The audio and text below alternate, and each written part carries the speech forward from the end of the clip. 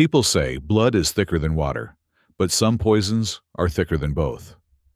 My son and his wife thought I was a senile bank account, needing help to expire faster. That night, smelling chlorine in my soup, I simply swapped our bowls when they looked away. She wanted me dead, but she ended up choking on her own malice. This is how a 65-year-old man taught the wolves a brutal lesson in survival. My name is James Jones. I am 65 years old and I am sitting in a dining room that smells of roasted pumpkin, expensive beeswax candles, and the faint, unmistakable metallic tang of betrayal. I live in a sprawling estate in Seattle, a fortress of glass and steel, overlooking the Puget Sound, purchased with the royalties from a polymer patent I developed 30 years ago. Back then, I was the lead toxicologist for Vanguard Petrochemicals. My job was to understand the molecular structure of danger, to predict how volatile compounds would react when pushed to their breaking point. I spent 4 decades studying the threshold between stability and chaos. I built a fortune on my ability to see the invisible fractures in a chemical bond before it shattered. It is ironic, then, that I failed to see the fissures in my own family until the ceiling was already collapsing on my head. The dining room was cold, despite the fire crackling in the marble hearth. The silence between us was not empty. It was heavy, pressurized, like the air in a room, moments before a gas explosion. My son David sat to my right. He was 35 years old, but still carried the soft, unformed look of a man who had never truly worked for anything in his life. He was scrolling through his phone, his thumb twitching rhythmically against the glass screen, his eyes darting with a nervous energy that he tried to mask with boredom. Across from him sat Elena, his wife, my daughter-in-law. She was a woman of sharp angles and even sharper ambitions, a former runway model whose beauty had hardened into something brittle and predatory. She was smiling at me. That was the first warning. "Eat up, James," Elena said, her voice dripping with a saccharine sweetness that made my teeth ache. "I made this bisque just for you. It has extra heavy cream. You need the calcium." I looked down at the bowl in front of me. The soup was a vibrant, creamy orange garnished with a sprig of rosemary and a swirl of crème fraîche. It looked perfect. It looked like something out of a lifestyle magazine, the kind Elena spent her days reading while spending my money. But as I leaned in, pretending to admire the presentation, my nostrils flared. The human nose is a primitive instrument, but mine was trained. For 40 years, I had differentiated between benzene and toluene by scent alone. I could detect a gas leak in a laboratory 2 floors down. And right now, cutting through the rich aroma of roasted pumpkin nutmeg and heavy cream, was a scent that did not belong. It was sharp, acrid. It tickled the back of my throat with a chemical familiarity that sent a jolt of adrenaline through my nervous system. Sodium hypochlorite, common household bleach. It was faint, masked heavily by the spices, likely no more than a few tablespoons mixed into the heavy cream base. To an untrained nose, it might just smell like a clean bowl, or perhaps a bit of over-chlorinated tap water. But to me, it smelled like murder. My hand tightened around the heavy silver spoon, but I did not lift it. I kept my face impassive, a mask of weary confusion. I had been practicing this mask for weeks. For the past 6 months, I had felt my body failing me. It started with the lethargy, a bone-deep exhaustion that sleep could not cure. Then came the hair loss, clumps of silver strands clogging the shower drain every morning. Then the nausea, the vomiting, the numbness in my fingertips. I had gone to 3 different doctors. They all said the same thing. "You are getting older, Mr. Jones. It is just age. It is stress." But as I stared at the poisoned soup, the fog in my brain suddenly cleared. The pieces of the puzzle slammed together with terrifying clarity. The symptoms were not random. They were cyclical. The nausea always hit an hour after dinner. The numbness peaked on weekends when Elena cooked. They had been poisoning me. Likely arsenic or thallium administered in microdoses over months to mimic a natural decline. It was a classic strategy. Weaken the victim, induce symptoms that mimic geriatric failure, and wait for the heart to give out. But they were getting impatient. The slow game was taking too long. Perhaps David's gambling debts were due. Perhaps Elena was tired of changing the sheets of a sick old man. So they had decided to accelerate the process. Bleach was clumsy. It was desperate. It causes caustic burns to the esophagus and stomach lining, leading to internal bleeding and shock. In an elderly man with a weakened constitution, it would look like a catastrophic gastrointestinal failure. A tragic accident. I looked up at my son. David wasn't looking at me. He was texting under the table. "David," I said, my voice deliberately shaking, adding a tremor that wasn't there. I think I forgot to take my pills." David sighed, a loud, exaggerated exhalation of air. He dropped his phone onto the table with a clatter. He looked at Elena, rolling his eyes. "Jesus, Dad," David said, not bothering to hide the contempt in his tone. "You took them 10 minutes ago. I watched you. Do we have to go through this every single night?" "He is just tired, babe," Elena said, though her eyes remained cold, fixed on my spoon. "Go on, James. The soup is getting cold. You know how your stomach gets when you do not eat on time." I do not remember," I stammered, shrinking into my chair. "I feel confused." David let out a short, cruel laugh. He picked up his wine glass and swirled the expensive Pinot Noir, my Pinot Noir, looking at the crimson liquid. "Maybe it is time we revisit that brochure, Elena. The one for Shady Pines. He is clearly losing it. He is senile. It is dangerous for him to be here alone." "He is senile." The words hung in the air like smoke. That was it. That was the justification they used to sleep at night. I was not their father anymore. I was a burden. A senile, broken thing that needed to be discarded. My heart hammered against my ribs, a cold, hard rhythm. Senile, I could recite the periodic table backwards. I could calculate the molar mass of complex polymers in my head, while they struggled to calculate a tip at a restaurant. But they did not see James Jones, the scientist. They saw an obstacle. I needed to act. Now. Elena turned her head sharply toward the corner of the room. Our golden retriever Buster had started whining near the kitchen door. "Buster, shut up!" Elena snapped, her voice shrill. She turned her body away from the table, glaring at the dog. "David, did you feed that damn dog? He is begging again." David groaned, picking up his phone again to check a notification that had just lit up the screen. "I do not know," asked the maid. "I am busy." This was the moment. It was a window of opportunity that lasted perhaps 3 seconds. Elena was twisted around in her chair, shouting at the dog. David's eyes were locked on his screen, his thumb hovering over a text message. My hands, which had been trembling theatrically just moments ago, became steady as stone. It was muscle memory. In the lab, when handling volatile isotopes, you do not shake. You move with precision. You move with purpose. I reached out. My hand moved like a striking cobra. I grabbed the rim of my bowl and the rim of Elena's bowl. They were identical white porcelain, filled to the exact same level. With a fluid, silent motion, I crossed my arms and swapped them.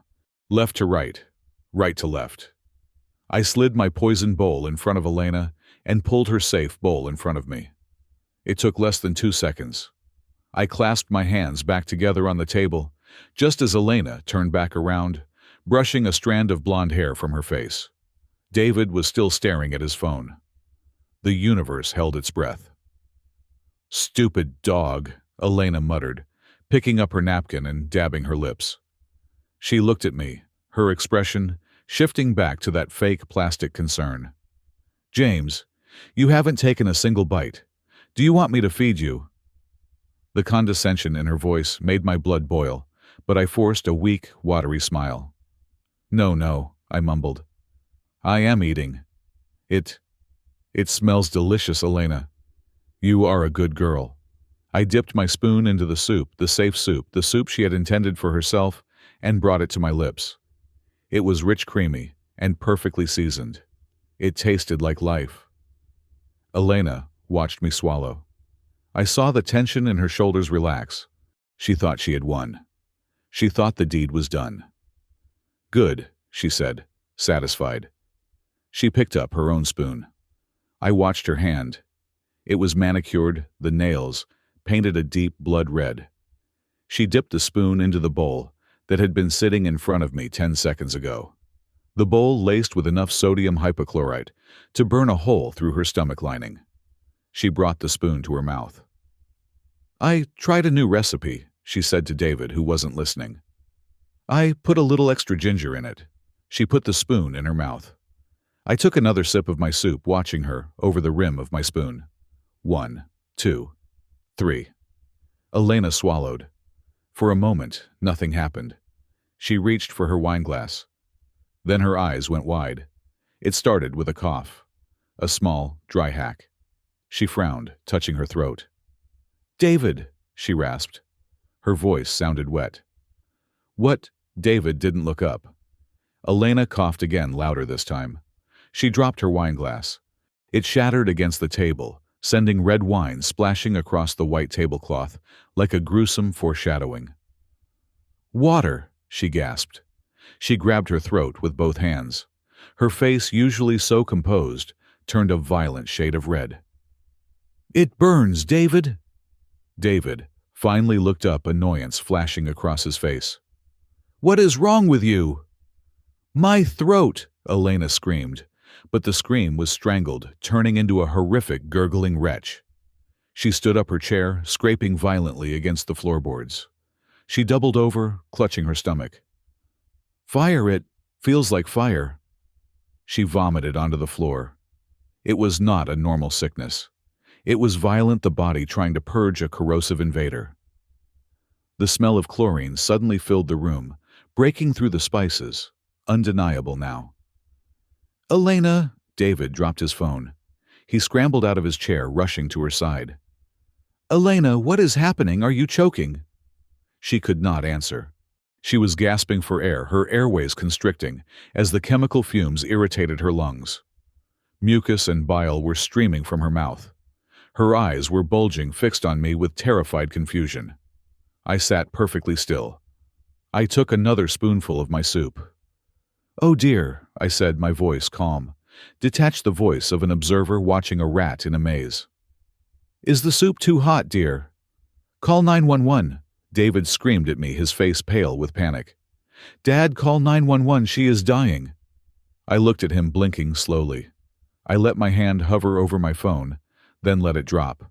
I put on my mask again. The confused old man. "Who?" I asked innocently. "Who should I call?"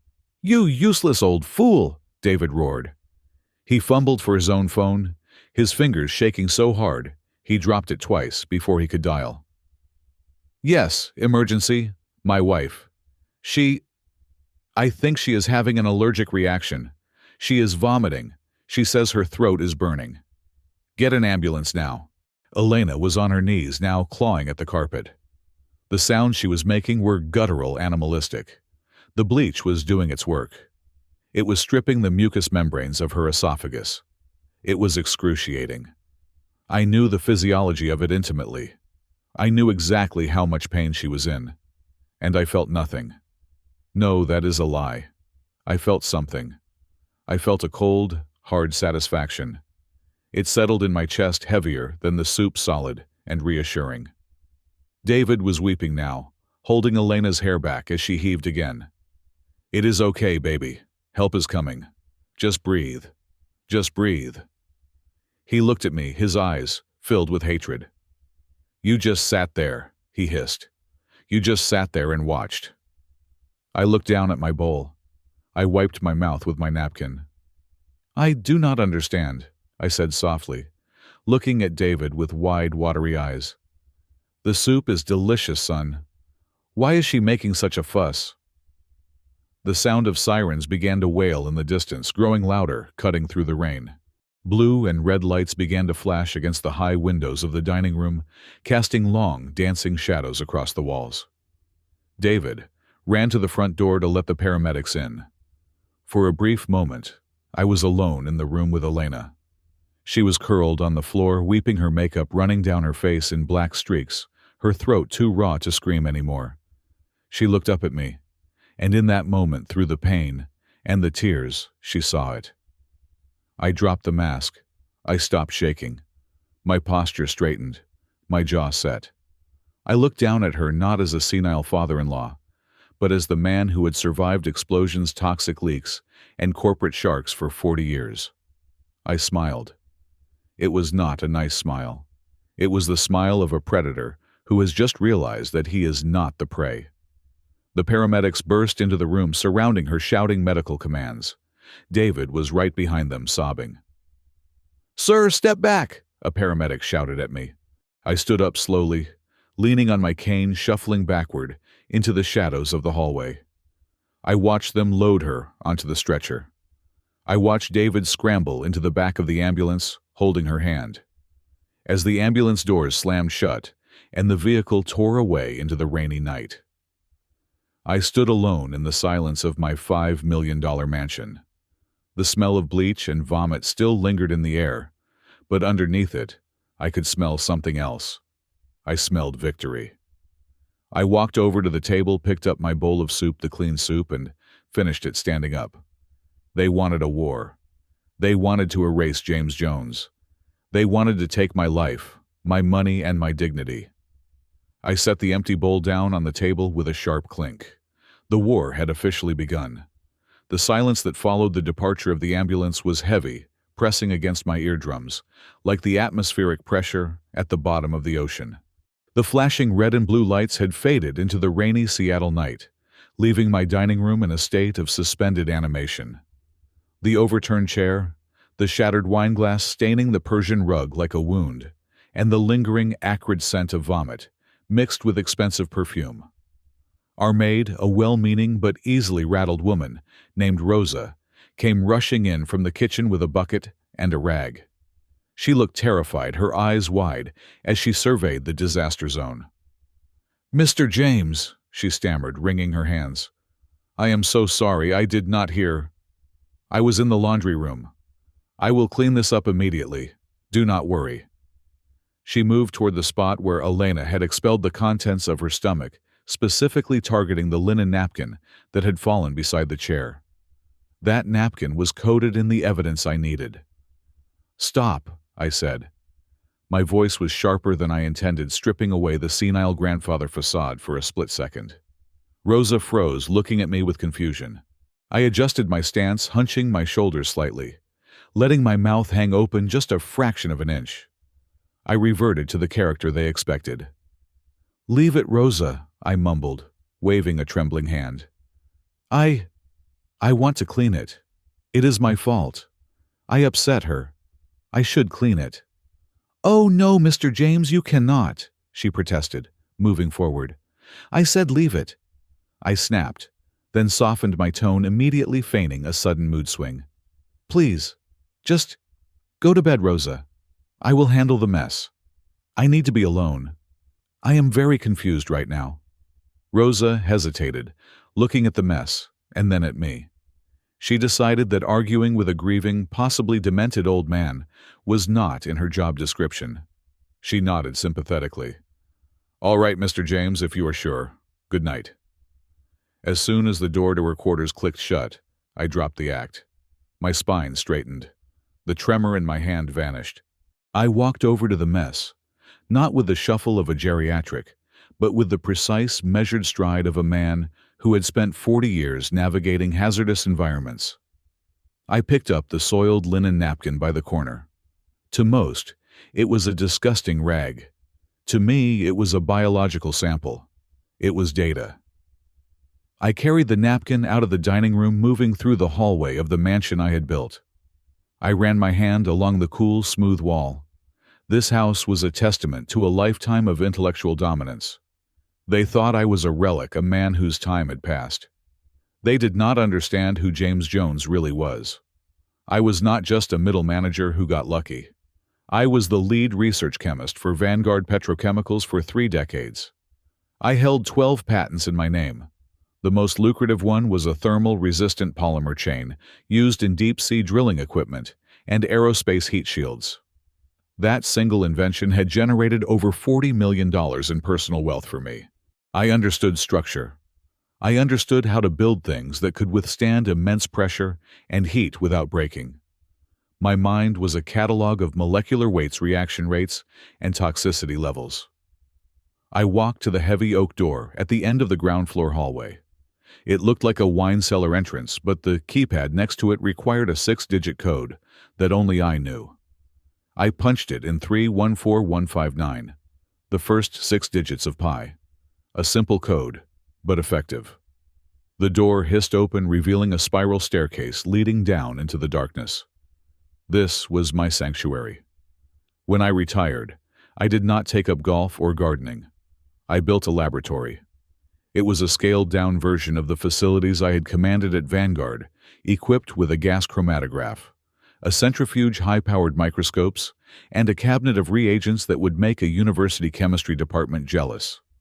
I flipped the switch, and the hum of the ventilation system greeted me like an old friend. The harsh fluorescent lights flickered on, illuminating the stainless steel countertops. I placed the soiled napkin in a glass Petri dish and set it on the main workbench. I pulled on a pair of nitrile gloves, the snap of the latex against my wrists, acting as a psychological trigger. I was no longer the father or the victim. I was the scientist. I began the extraction process. I cut a small section of the stained fabric and placed it into a test tube. I added 10 milliliters of distilled water and agitated the mixture to dissolve the fluids. The smell was foul, a mix of partially digested pumpkin bisque and the sharp bite of chlorine, but I did not flinch. I had smelled worse things. I had smelled the aftermath of industrial accidents that claimed lives. This was nothing. I needed to confirm the pH level. The human stomach is acidic, usually with a pH between 1 and 3. Sodium hypochlorite. The active ingredient in bleach is a strong base with a pH around 12 or 13. If Elena had ingested bleach, the vomit would not be acidic. It would be alkaline. I reached for a bottle of phenolphthalein solution. It is a common pH indicator that remains colorless in acidic or neutral solutions, but turns a vivid pinkish fuchsia in the presence of a base. I held the dropper over the test tube. 1 drop, 2 drops. I swirled the mixture. The reaction was instantaneous. The murky liquid turned a brilliant, shocking pink. I set the tube down in the rack. The science was undeniable. The concentration of alkalinity required to neutralize the stomach acid and still trigger such a strong reaction meant the dosage was significant. This was not an accidental splash from a poorly rinsed bowl. This was a deliberate concentrated dose poured directly into the heavy cream to mask the chemical burn. I stared at the pink liquid, the color of a cheap candy, and felt a coldness spread through my chest that had nothing to do with the temperature of the basement. It was bleach. They had tried to feed me bleach. But why? That was the question that had been gnawing at the back of my mind since dinner. Bleach is a clumsy weapon. It is painful, messy, and easily detectable. It causes immediate tissue damage. It screams of desperation. It is the weapon of a panicked amateur, not a calculated killer, unless they were accelerating a timeline. I leaned back against the steel counter, stripping off my gloves. I closed my eyes and let my mind drift back over the last 6 months. The symptoms that I had dismissed as the inevitable decay of aging. It started with the fatigue, not just tiredness, but a bone-crushing lethargy that made lifting a coffee cup feel like a Herculean task. Then the stomach issues, the constant low-grade nausea, the diarrhea, and the cosmetic changes. I touched my head. My hair, once thick and silver, had thinned dramatically. I had found clumps of it on my pillow every morning for weeks, and my fingernails. I looked at my hands. There were faint white lines running horizontally across the nail beds. Mises lines. I cursed myself aloud in the empty lab. You arrogant old fool! I had been so arrogant about my past intelligence that I had ignored the data right in front of my face. Mises lines are a classic clinical sign of heavy metal poisoning. Arsenic. Or perhaps thallium. They had not just started trying to kill me tonight. They had been killing me for half a year. I walked over to the calendar on the wall. 6 months ago. That was when David had come to me, crying, begging to move back in. He told me his cryptocurrency trading firm had hit a rough patch. He needed a place to stay while he got back on his feet. He brought Elena, a woman who looked at my furniture with more affection than she ever looked at her husband. I had welcomed them. God help me, I had welcomed them. My wife Sarah had passed away 4 years ago. The silence in this big house had been deafening. I missed the noise of family. I missed the idea of being needed. I wanted to believe that my son, despite his history of failures, still loved me. David was a disaster. He had always looked for the shortcut. In high school, he paid others to do his homework. In college, he dropped out to chase a pyramid scheme. And now he was 35, drowning in debt from online gambling and bad investments, married to a woman who required a 5-figure monthly allowance just to maintain her appearance. They saw me as a piggy bank that was taking too long to break open. The arsenic, I was sure it was arsenic now, was the primary plan. It is tasteless, odorless, and mimics natural geriatric decline. Heart failure, neuropathy, dementia. If I had died in my sleep 2 weeks from now, the coroner would have likely signed it off as natural causes given my age. So why the bleach? Why risk a clumsy, violent method like tonight? They were desperate. David must be in deeper trouble than I realized. Loan sharks. A margin call that could not be met. He needed the money immediately. He could not wait for the arsenic to finish the job. He needed me dead or incapacitated enough to be declared incompetent, right now. The realization hit me with the force of a physical blow. I gripped the edge of the counter, my knuckles turning white. My son. The boy I had taught to fish on Lake Washington. The boy I had held when he scraped his knees. He had stood in my kitchen, poured drain cleaner into my soup, and sat down to watch me die. I felt tears prick the corners of my eyes, hot and stinging. Not tears of sadness, but of rage. A pure, distilled fury that was cleaner than any chemical I had ever synthesized. I looked at the phone on the wall. I could call the police right now. I had the sample. I had the motive. But I stopped. If I called the police now, what would happen? David would claim it was an accident. He would say Elena made a mistake with the cleaning supplies. Or worse, they would spin the narrative they had already started building, that I was senile, paranoid, that I had done it to myself, or imagined it. The bleach attempt was foiled. Elena was the one in the hospital, not me. A clever lawyer, and David would hire the best with my money, could argue that I had poisoned her. After all, I was the toxicologist. I was the expert. Who would the jury believe, the confused old man, or the grieving son and his injured wife? And even if they were arrested, the trial would drag on for years. My assets would be frozen during the investigation. I would be dragged through the mud, my dignity stripped away in court. No. The police were a blunt instrument. I needed a scalpel. I needed to secure my safety, protect my fortune, and ensure that when the hammer finally fell, there would be no escape for them. I needed absolute, irrefutable proof of the long-term arsenic poisoning. I needed to catch them in the act of conspiring.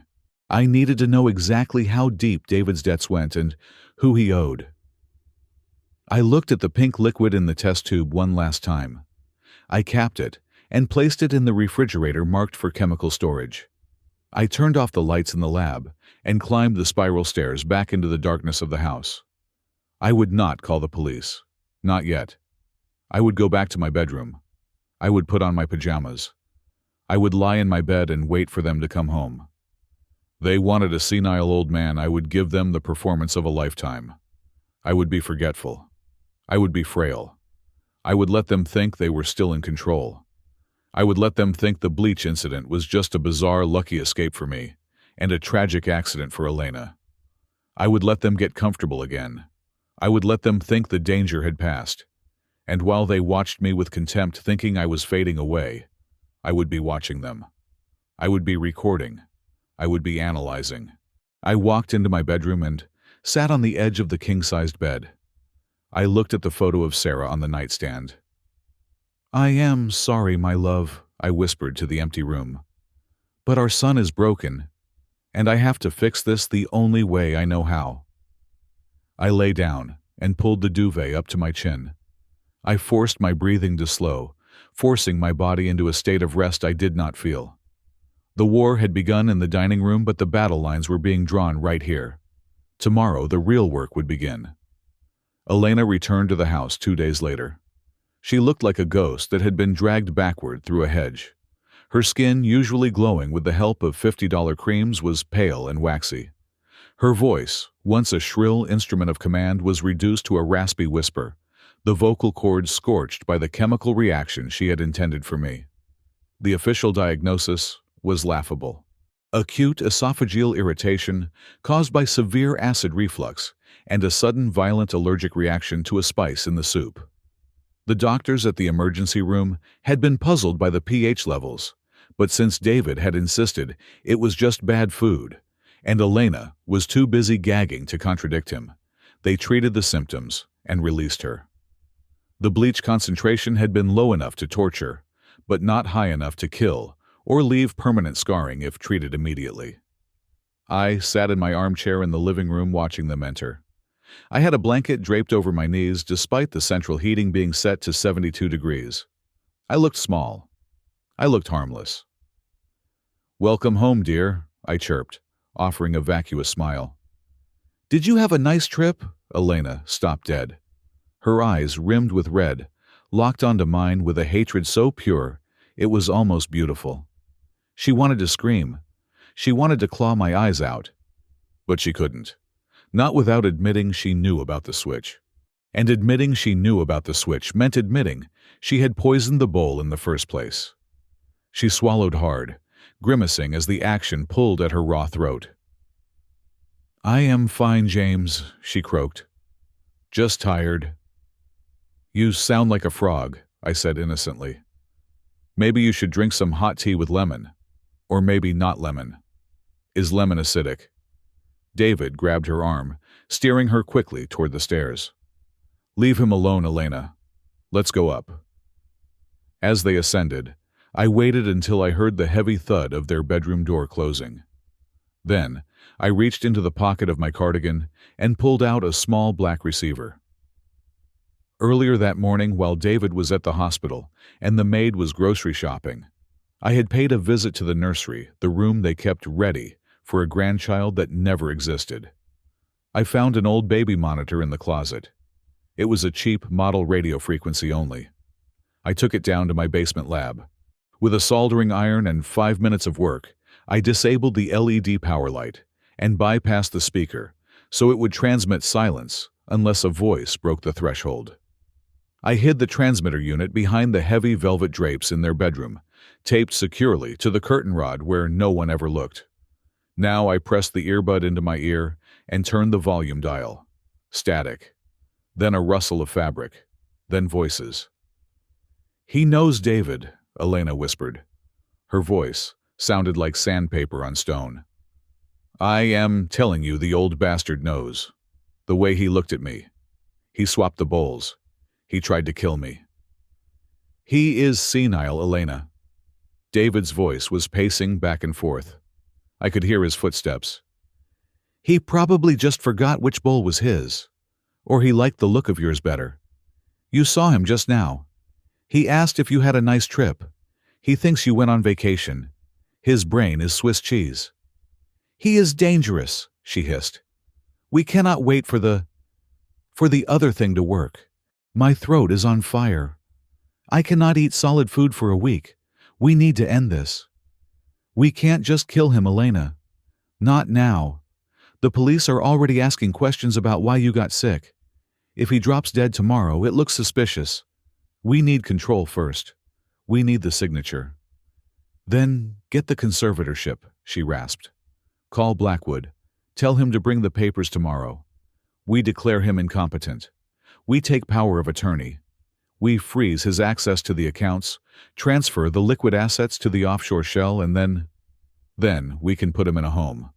A cheap one. one where accidents happen. I sat there staring at the unlit fireplace. Conservatorship. It was the nuclear option. They wanted to do to me what had been done to countless celebrities and aging billionaires. They wanted to strip me of my legal personhood. If they succeeded, I would not be able to spend a dime of my own money. I would not be able to hire a lawyer to defend myself. I would become a piece of property managed by my son. "I will call Blackwood," David said. "Tomorrow afternoon. You stay in bed. I will handle him." I took the earbud out. So that was the play. They were going to legally lobotomize me. If they wanted a senile old man, I decided I would give them a performance that would win an Oscar. The next morning, I began my descent into madness. I started with the hygiene. It is the first thing to go in dementia patients. I stopped shaving. I let the silver stubble patch across my cheeks. When I dressed, I chose a navy blue sock for my left foot and a black one for my right. I pulled my trousers up too high, belting them around my ribs. At breakfast, I poured orange juice into my coffee and drank it without flinching, while David watched with a mixture of disgust and glee. "Good coffee today, son," I said, wiping my mouth with my sleeve instead of a napkin. "Tastes like sunshine."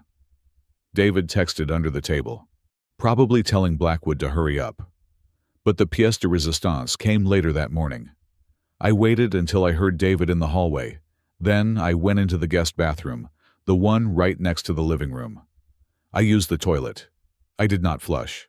I left the door wide open. Then I walked into the hallway and stood in front of a large potted fern. I reached out and stroked its leaves tenderly. "Oh, Sarah," I whispered loud enough for David to hear from the kitchen. "You look so beautiful in that green dress. But we have to be quiet. The spies are listening." I saw David freeze in the doorway. He was watching me talking to a plant. "Yes, I know David is a good boy," I continued, having a conversation with the fern. "But he worries too much. We should buy him a pony." "Do you think he would like a pony, Sarah?" David turned away, shaking his head. I saw him pull out his phone and dial. Blackwood.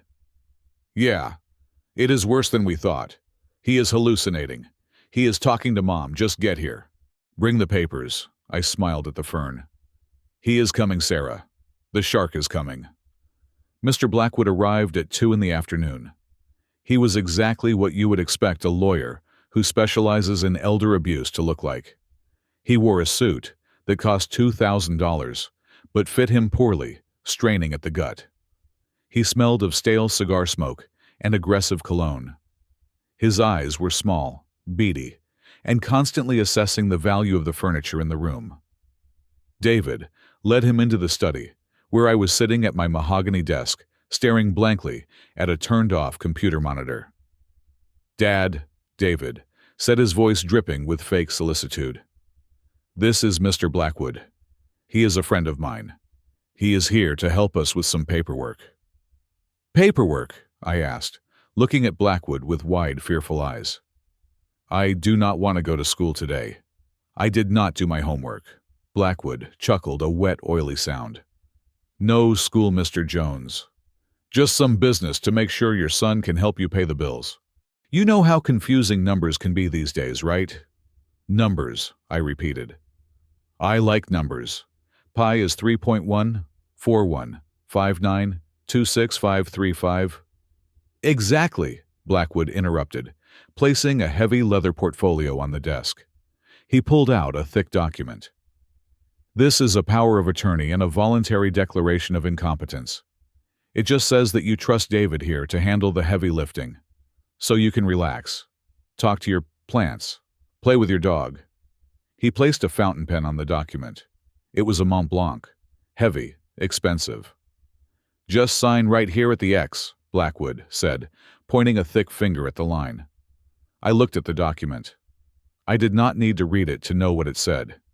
It granted David full control over my medical decisions, my real estate, and my bank accounts. It was a death warrant signed in legalese. I looked at David. He was leaning forward, practically vibrating with anticipation.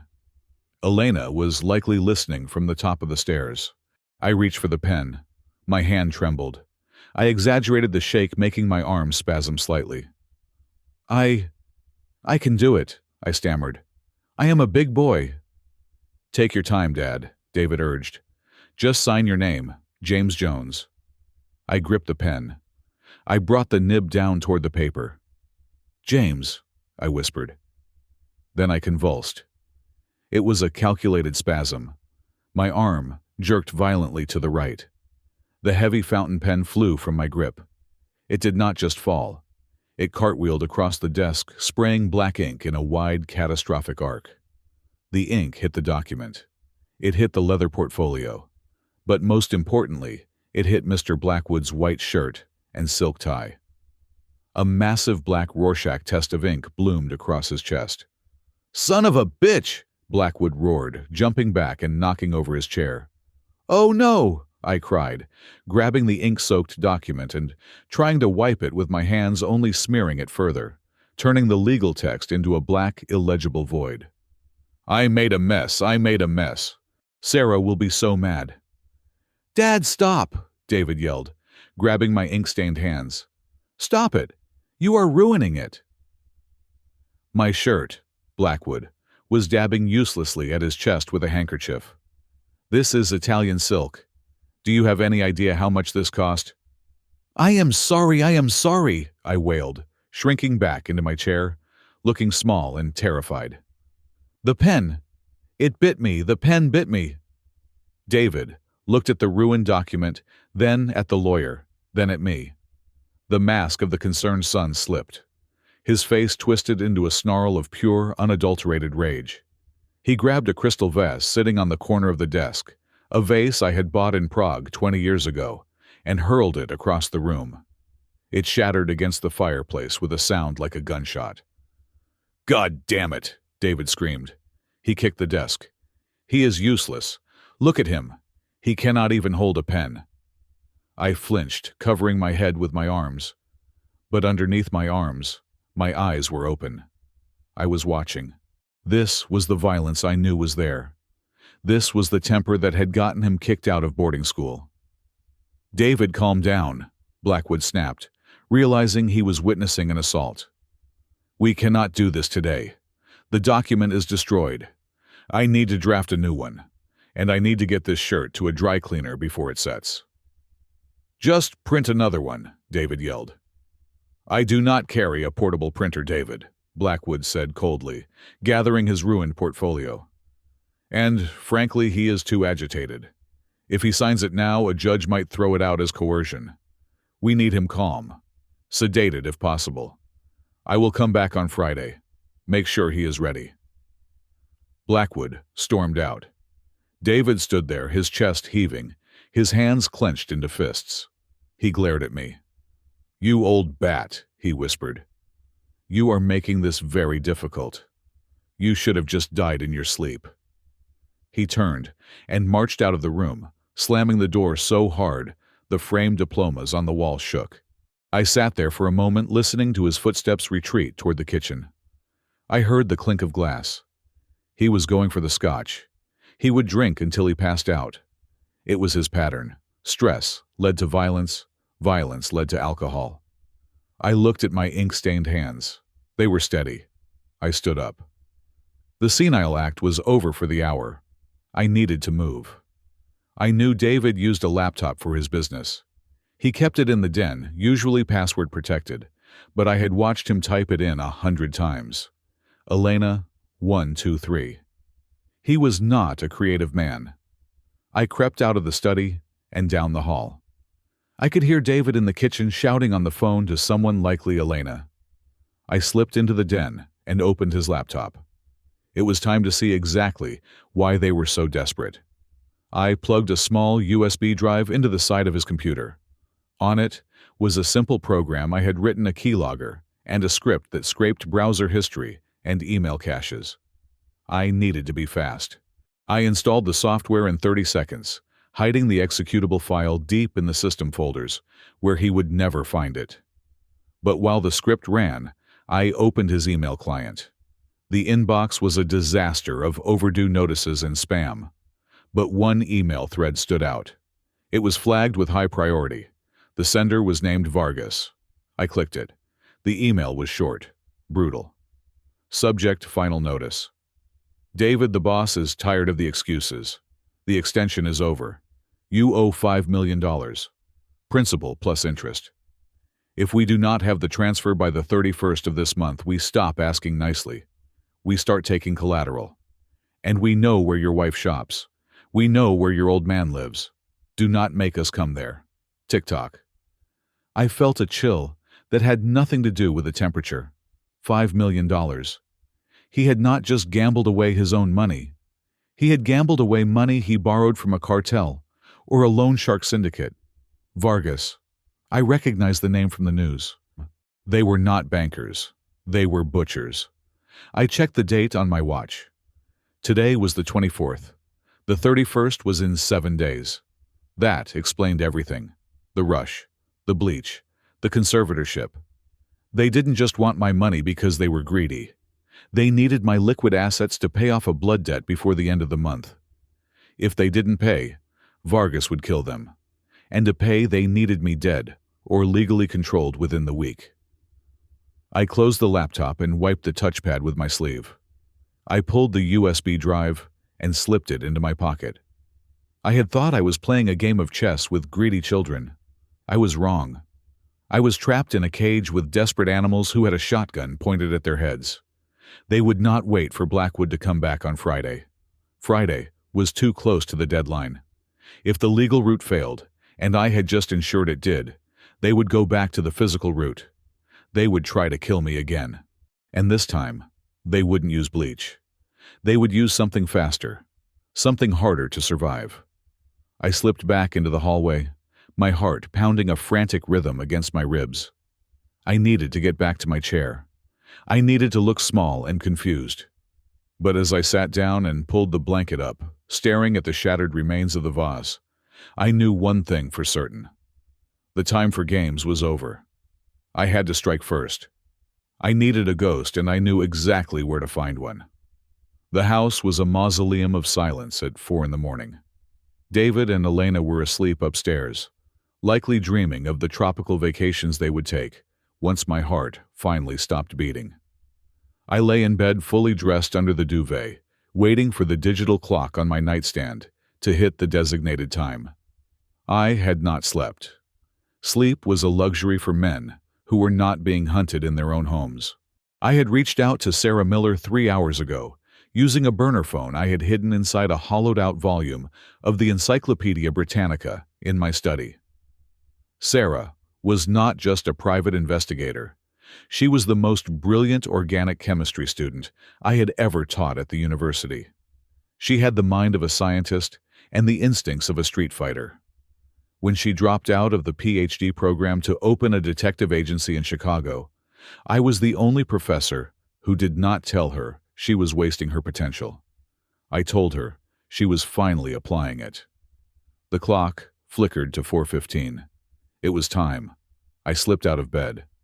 My joints ached, a reminder that while my mind was sharp, my chassis was 65 years old and poisoned with heavy metals. I bypassed the hallway. The floorboards there creaked a treacherous symphony I could not risk. Instead, I went to the window.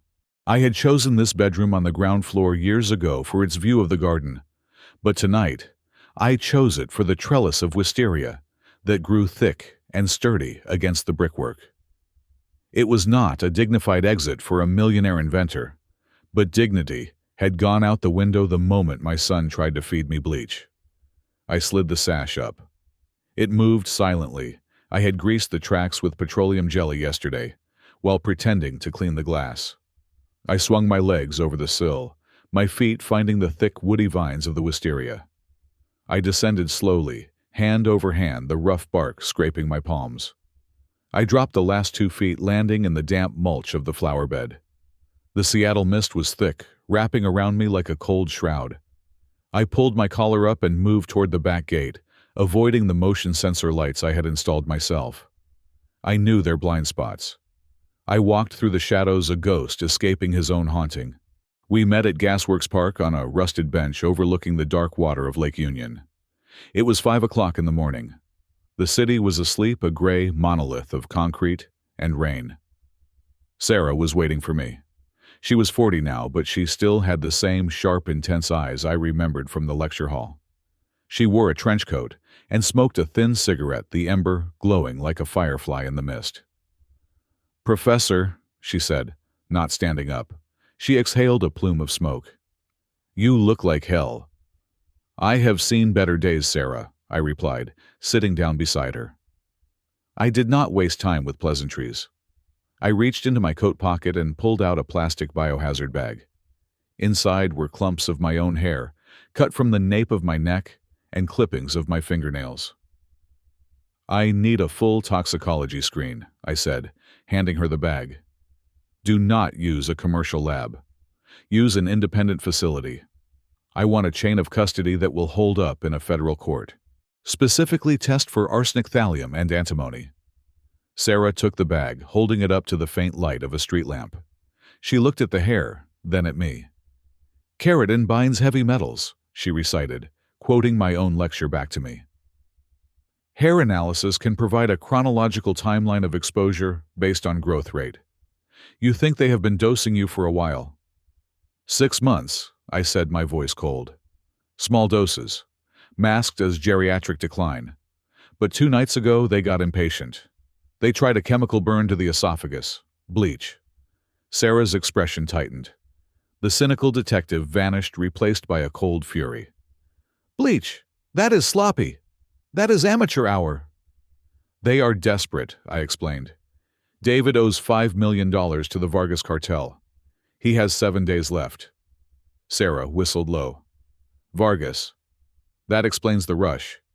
If he does not pay, they will not just break his legs. They will skin him. And he needs your money to clear the ledger." She reached into her bag and pulled out a small black case. She opened it to reveal 5 tiny objects that looked like ordinary shirt buttons. "I figured you might need eyes," Sarah said. "These are high-definition wide-angle lenses disguised as buttons. They transmit to a secure cloud server. Battery life is 48 hours. Stick them on your coat, your bookshelf, anywhere. They are practically invisible." I took the case. "Thank you." "There is more," Sarah said, her voice dropping an octave. She pulled a manila folder from her coat. "I ran the background check on Elena you asked for. The trophy wife has a history." I took the folder. "What did you find?" "She was married before," Sarah said. 10 years ago in Miami. A wealthy real estate developer named Marco Rossi. He was 50, she was 22. They were married for 18 months. "Let me guess," I said. "He died suddenly." "Heart failure," Sarah corrected. "But the autopsy noted high levels of ethanol in his system. They ruled it accidental alcohol poisoning. But here is the kicker, James. Marco Rossi had a severe gluten intolerance. He never drank beer or grain alcohol. He only drank wine. The medical examiner found traces of ethylene glycol in his kidneys. Antifreeze. But it was ruled inconclusive because the samples were mishandled." "Antifreeze is sweet," I murmured. "It mixes easily with wine. It causes renal failure, which can look like a heart attack if you are not looking for it." "She got away with it," Sarah said. "Inherited $2 million. Blew through it in 5 years, then moved to Seattle and met David. She is not just a gold digger, James. She is a black widow. She has done this before." A shiver went down my spine. I was not dealing with a greedy amateur. I was dealing with a veteran killer. The bleach had been David's panic, but the arsenic, that was all Elena. "I need you to follow the money," I said, handing the folder back. "David has set up a shell company to launder the inheritance he thinks he is about to get. I have the IP address and the routing numbers. Break into it. Find out exactly where the money is going and if he has already promised my assets to Vargas as collateral." "Consider it done," Sarah said. She stood up, crushing her cigarette under her boot. "Be careful, James. If she suspects you know, she will stop trying to make it look like an accident. She will just put a pillow over your face." "I know," I said. "Go." I made it back to the house just as the sun was beginning to bleed gray light over the horizon. The climb back up the trellis was agony. My arms shook and my chest burned. I swung my legs over the sill and collapsed onto the floor of my bedroom, gasping for air. I checked the time. 6:15. I stripped off my damp clothes and hid them deep in the hamper. I put on my pajamas and crawled into bed. My heart was hammering against my ribs like a trapped bird. Suddenly, the doorknob turned. I froze. I had not locked it. The door creaked open. I shut my eyes, forcing my breathing to slow, mimicking the rhythm of deep sleep. "Dad!" It was David. His voice was thick with sleep and suspicion. I did not move. I let my mouth hang open slightly. I let out a soft, rattling snore. I heard his footsteps enter the room. He walked to the side of the bed. I could feel his presence looming over me. I could smell the stale scotch on his breath. He stood there for a long time, just watching me breathe. "I know you are up to something, old man," he whispered. He reached out. I felt his hand hover over my face. For a terrified second, I thought Sarah was right. I thought he was going to grab a pillow, but he didn't. He touched my forehead. His hand was cold and clammy. "You are sweating," he muttered. "Good. Maybe the fever is setting in." He turned and walked out, leaving the door slightly ajar. I waited 10 minutes before I opened my eyes. I was drenched in cold sweat, but I was alive. That afternoon, the game changed. I was sitting in the living room, pretending to watch a cartoon with the volume turned up too high, when I saw David on a stepladder in the hallway. He was drilling a small hole in the crown molding. "What are you doing, David?" I called out, my voice tremulous. "Are you fixing the roof? Is it raining inside?" David jumped, nearly dropping the drill. He turned to me with a forced smile. "Just fixing a smoke detector, Dad. Safety first." He was lying. I knew the smoke detectors in this house. They were hardwired and located in the center of the ceilings. He was installing a camera.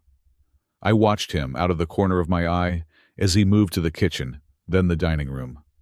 He was installing small, white bulbous cameras, consumer-grade Wi-Fi surveillance. He was watching me. He suspected that my senility was convenient. He wanted to catch me breaking character. He wanted to see if I was making phone calls, if I was meeting people, or if I was simply aware of my surroundings. I realized with a sinking feeling that my prison had just become a panopticon. I could no longer drop the mask when he left the room. I had to be James Jones, the senile invalid, 24 hours a day. I had to shuffle when I walked, even when my legs were strong. I had to stare blankly at walls when I wanted to read a book. I had to talk to my dead wife when I knew no one was listening, just in case a camera was recording audio. I went to the bookshelf in the library. While pretending to look for a book on birds, I slipped one of Sarah's button cameras between the spines of 2 leather-bound encyclopedias. It faced the desk, where David often sat to make his panicked phone calls. I placed another button camera on the collar of my favorite cardigan, the one I wore every day. If he was going to watch me, I was going to watch him back. It was a silent war of lenses and microphones fought in the hallways of a family home. 2 days passed in agonizing slowness. I lived in a state of hyper-awareness. Every cup of tea Elena made me, I pretended to sip and then poured into the potted plants when I was in a camera blind spot.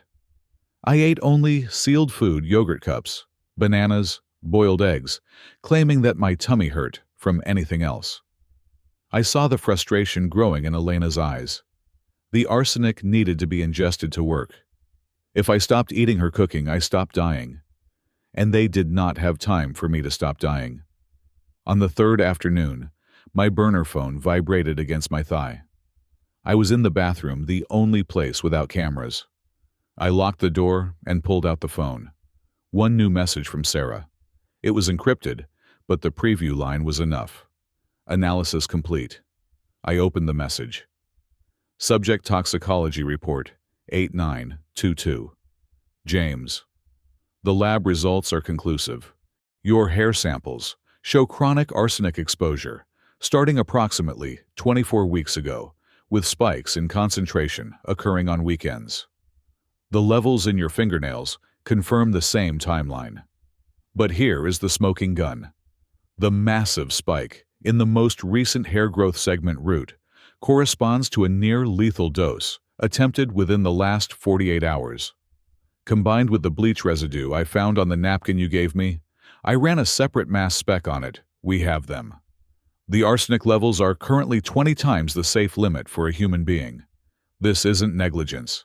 This is attempted murder in the first degree. I have the digital paperwork signed and sealed by the lab director. I also cracked the shell company. Phoenix Holdings, LLC. It is registered in the Caymans, but the IP logins are all from your house. David transferred $50,000 from your joint checking account yesterday. He is draining the small accounts while he waits for the big prize. We have enough to arrest them now. Say the word.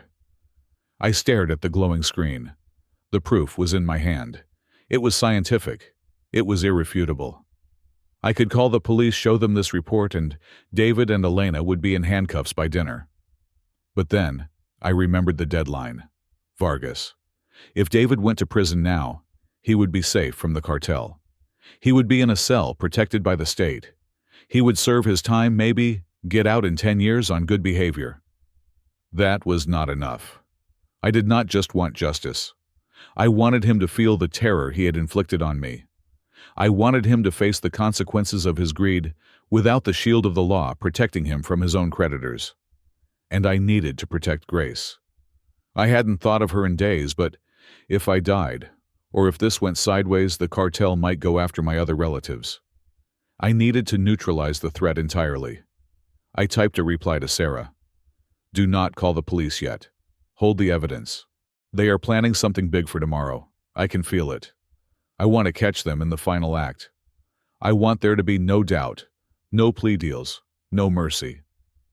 I flushed the toilet to cover the sound of me hiding the phone back in my pocket. I looked in the mirror. The man staring back was tired gray and hunted, but his eyes were burning. Come on, David, I whispered to my reflection. Make your move. I unlocked the door and shuffled back out into the hallway, dragging my left foot, muttering about the weather.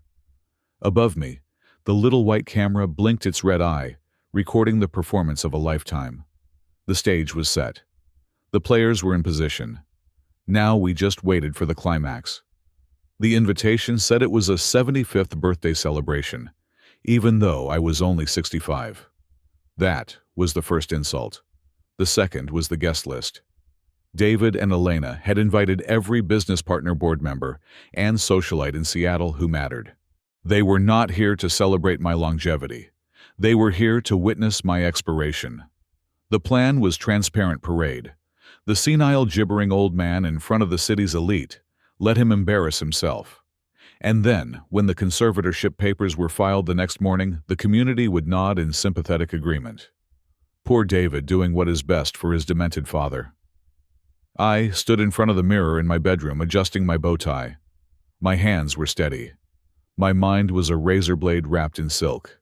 Tonight was their stage, but it was my script. There was a knock at the door. David entered carrying a crystal flute of champagne.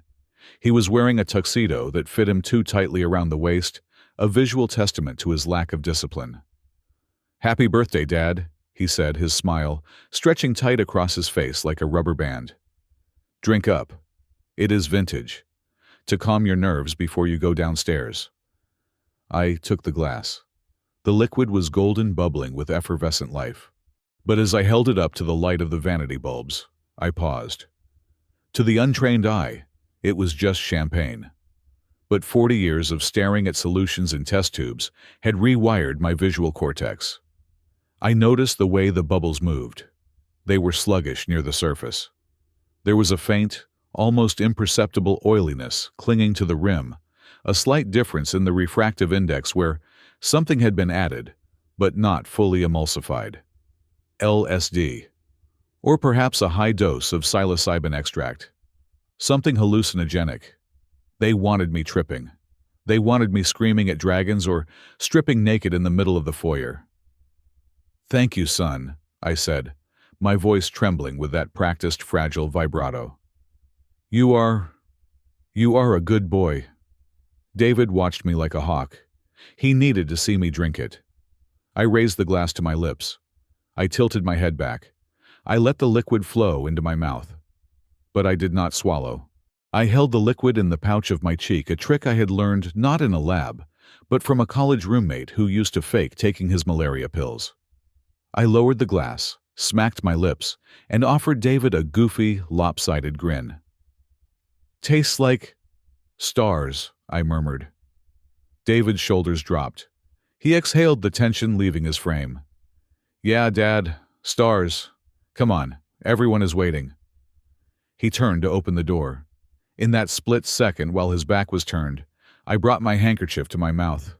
I spat the mouthful of poisoned champagne into the thick cotton fabric and shoved it deep into my pocket. The liquid burned slightly against my gums. The alcohol, or the drug, I did not know, but I had ingested nothing. "Ready," I said, shuffling after him. The living room was transformed. Waiters circulated with trays of hors d'oeuvres. A string quartet played softly in the corner. The room smelled of expensive cologne and superficiality. As I appeared at the top of the grand staircase, the music stopped. 100 faces turned to look up at me.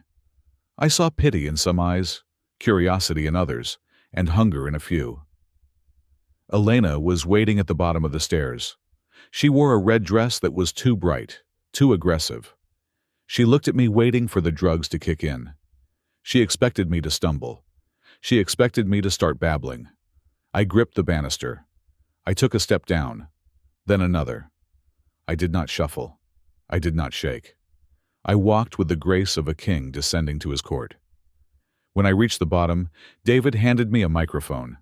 He looked nervous. The drug should be hitting by now. "Dad," he announced to the room, "would you like to say a few words?" He was handing me the shovel to dig my own grave. I took the microphone. I looked at the crowd. I looked at Elena, whose eyes were wide with anticipation. I let the silence stretch for 10 seconds, long enough to make them uncomfortable. Then I smiled. It was warm, charismatic, and completely lucid. "Friends," I began, my voice projecting clear and strong, resonating off the high ceilings. "Thank you for coming. My son tells me I am 75 today. My birth certificate says 65. But in this economy, perhaps inflation applies to age as well." A ripple of laughter went through the room. Genuine laughter. David froze. Elena's smile faltered. I look around this room. I continued, making eye contact with a former board member of Vanguard. And I see the faces of people who built this city. We built it with chemistry, with engineering, with hard facts. And though my son worries about my memory, I paused, placing a hand on David's shoulder, feeling him stiffen. I assure you, I remember everything. I remember the bond angles of polymers. I remember the melting point of truth. And I remember who my friends are. I pivoted, raising a glass I had plucked from a passing waiter's tray. To clarity, I toasted. And to the truth, which, like a chemical reaction, cannot be stopped once the catalyst is added.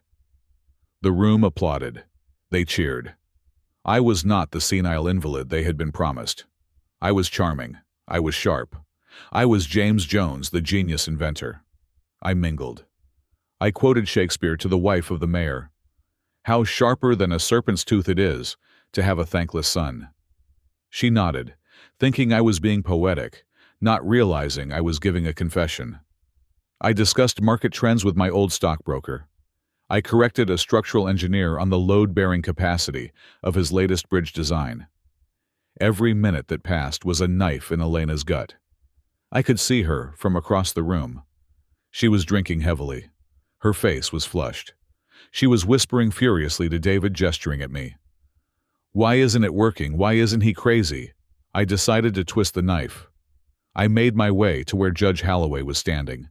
He was a retired federal judge, a man of immense influence, and an old acquaintance from the club. He was talking to David. Your father seems remarkable, David, Judge Holloway was saying. I was told he was struggling. He seems sharper than I am. He has good days and bad days, David said, sweat beading on his forehead. You did not see him this morning.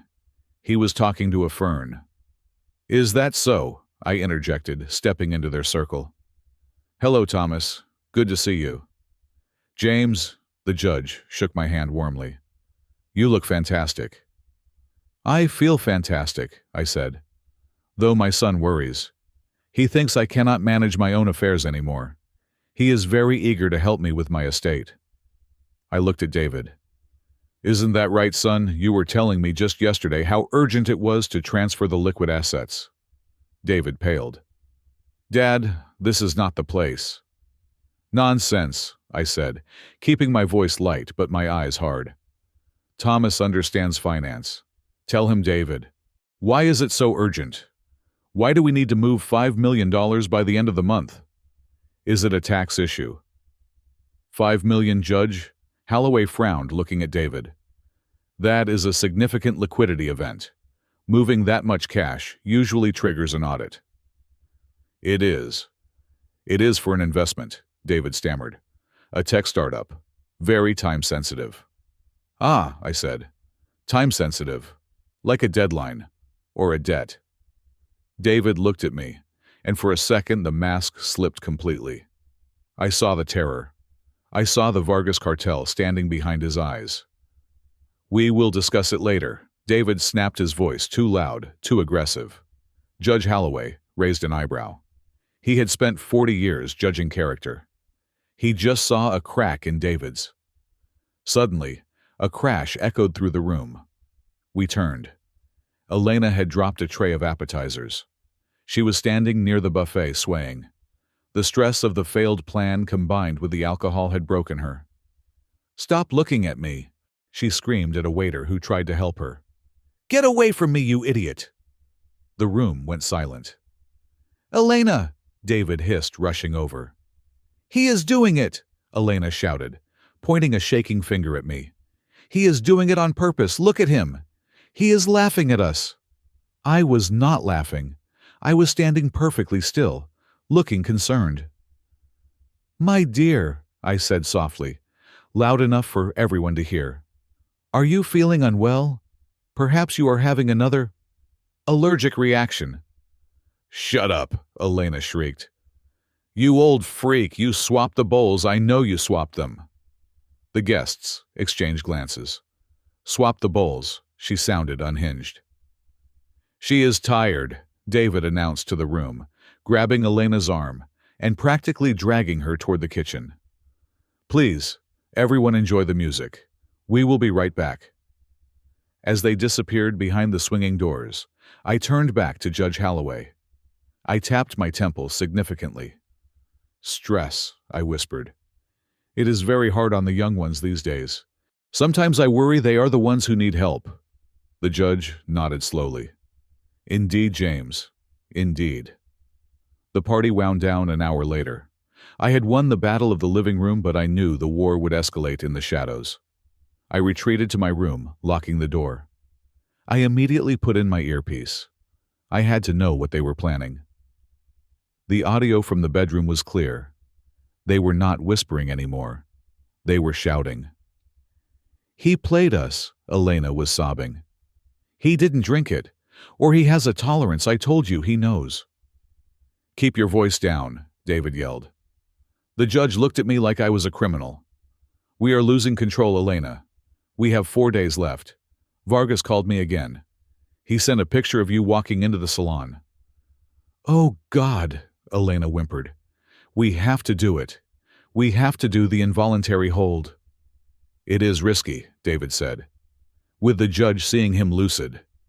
We do not use a real doctor, Elena snapped. Her voice was vicious again. I called Dr. Thorne. He lost his license 3 years ago for writing fake opioid scripts. He will do anything for 10,000 cash. He comes tomorrow morning. He signs the 5150 hold. We sedate James, drag him out the back door, and drive him to that private facility in Nevada, the one that doesn't ask questions. Nevada.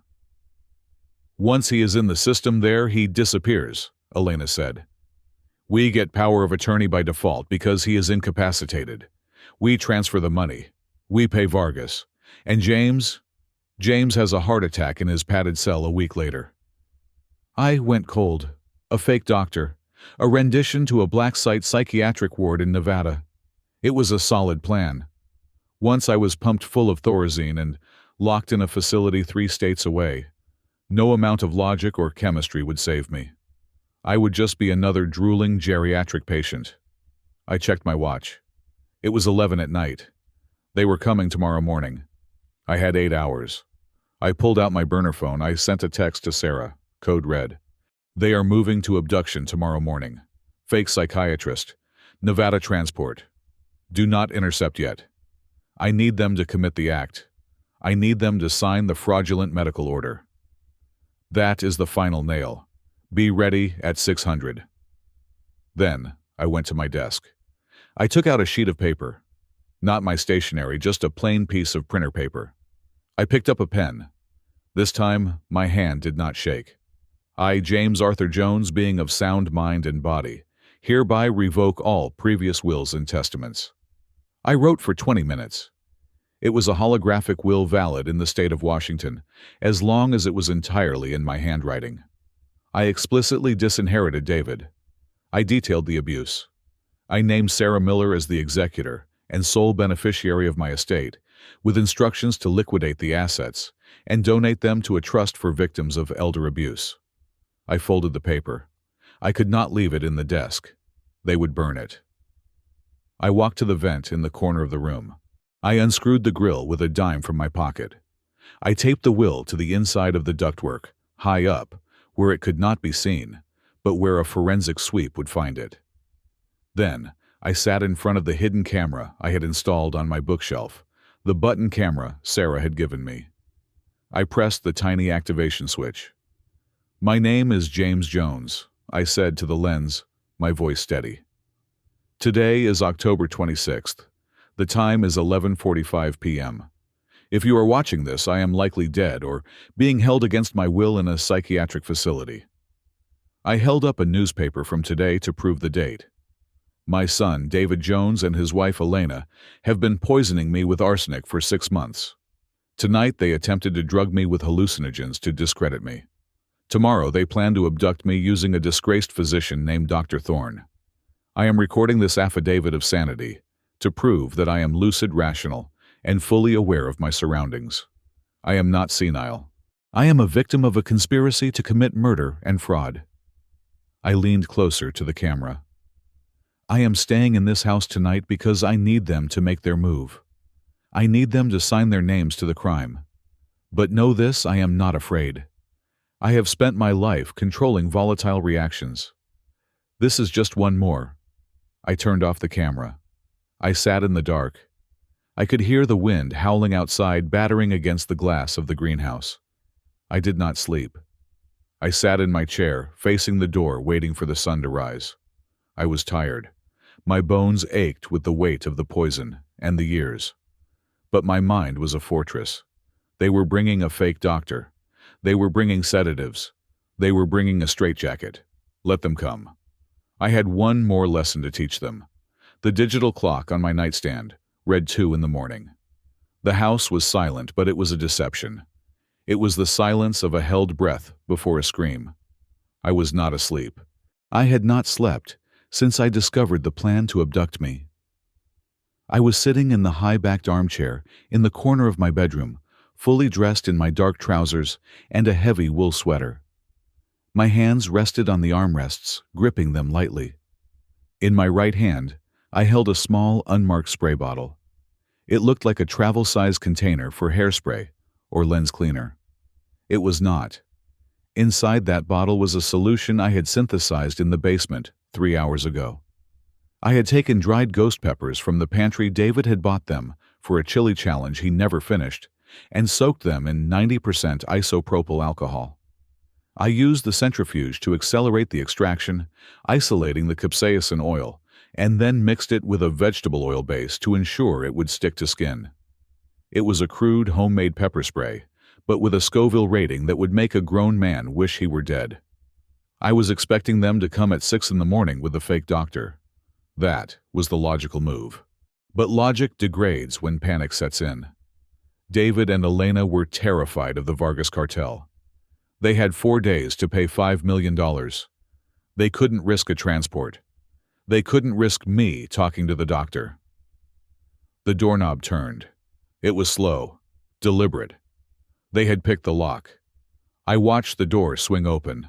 The hallway light was off, casting them in silhouette against the faint glow of the street lamps outside. David entered first. He was moving in a crouch like a predator stalking wounded game. Elena was right behind him. In David's right hand, held low against his thigh, was a syringe. I recognized the orange cap instantly. It was an insulin syringe, high capacity. If they injected me with a full dose of rapid-acting insulin, my blood sugar would plummet within minutes. I would go into hypoglycemic shock, seizures, coma, death. And when the coroner looked at a 65-year-old man, they would see a natural metabolic failure. It was cleaner than the doctor. It was final. They crept toward the bed.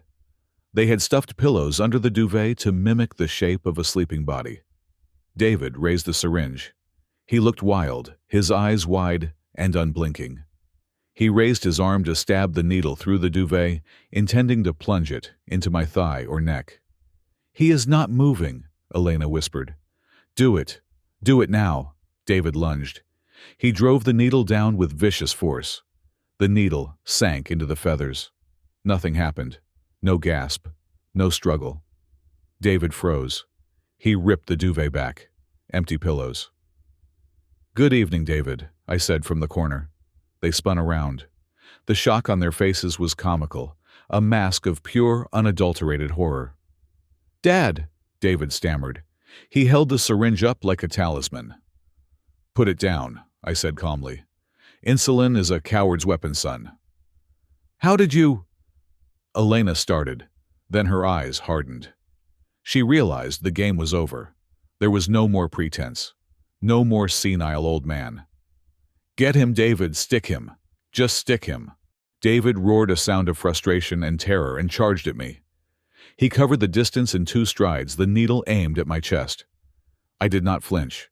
I did not run. I waited until he was 3 feet away. I raised the bottle. I aimed for the eyes. Puffed. Puffed. 2 bursts of atomized capsaicin oil hit him square in the face. The reaction was instantaneous. David stopped mid-stride as if he had run into a glass wall. He dropped the syringe.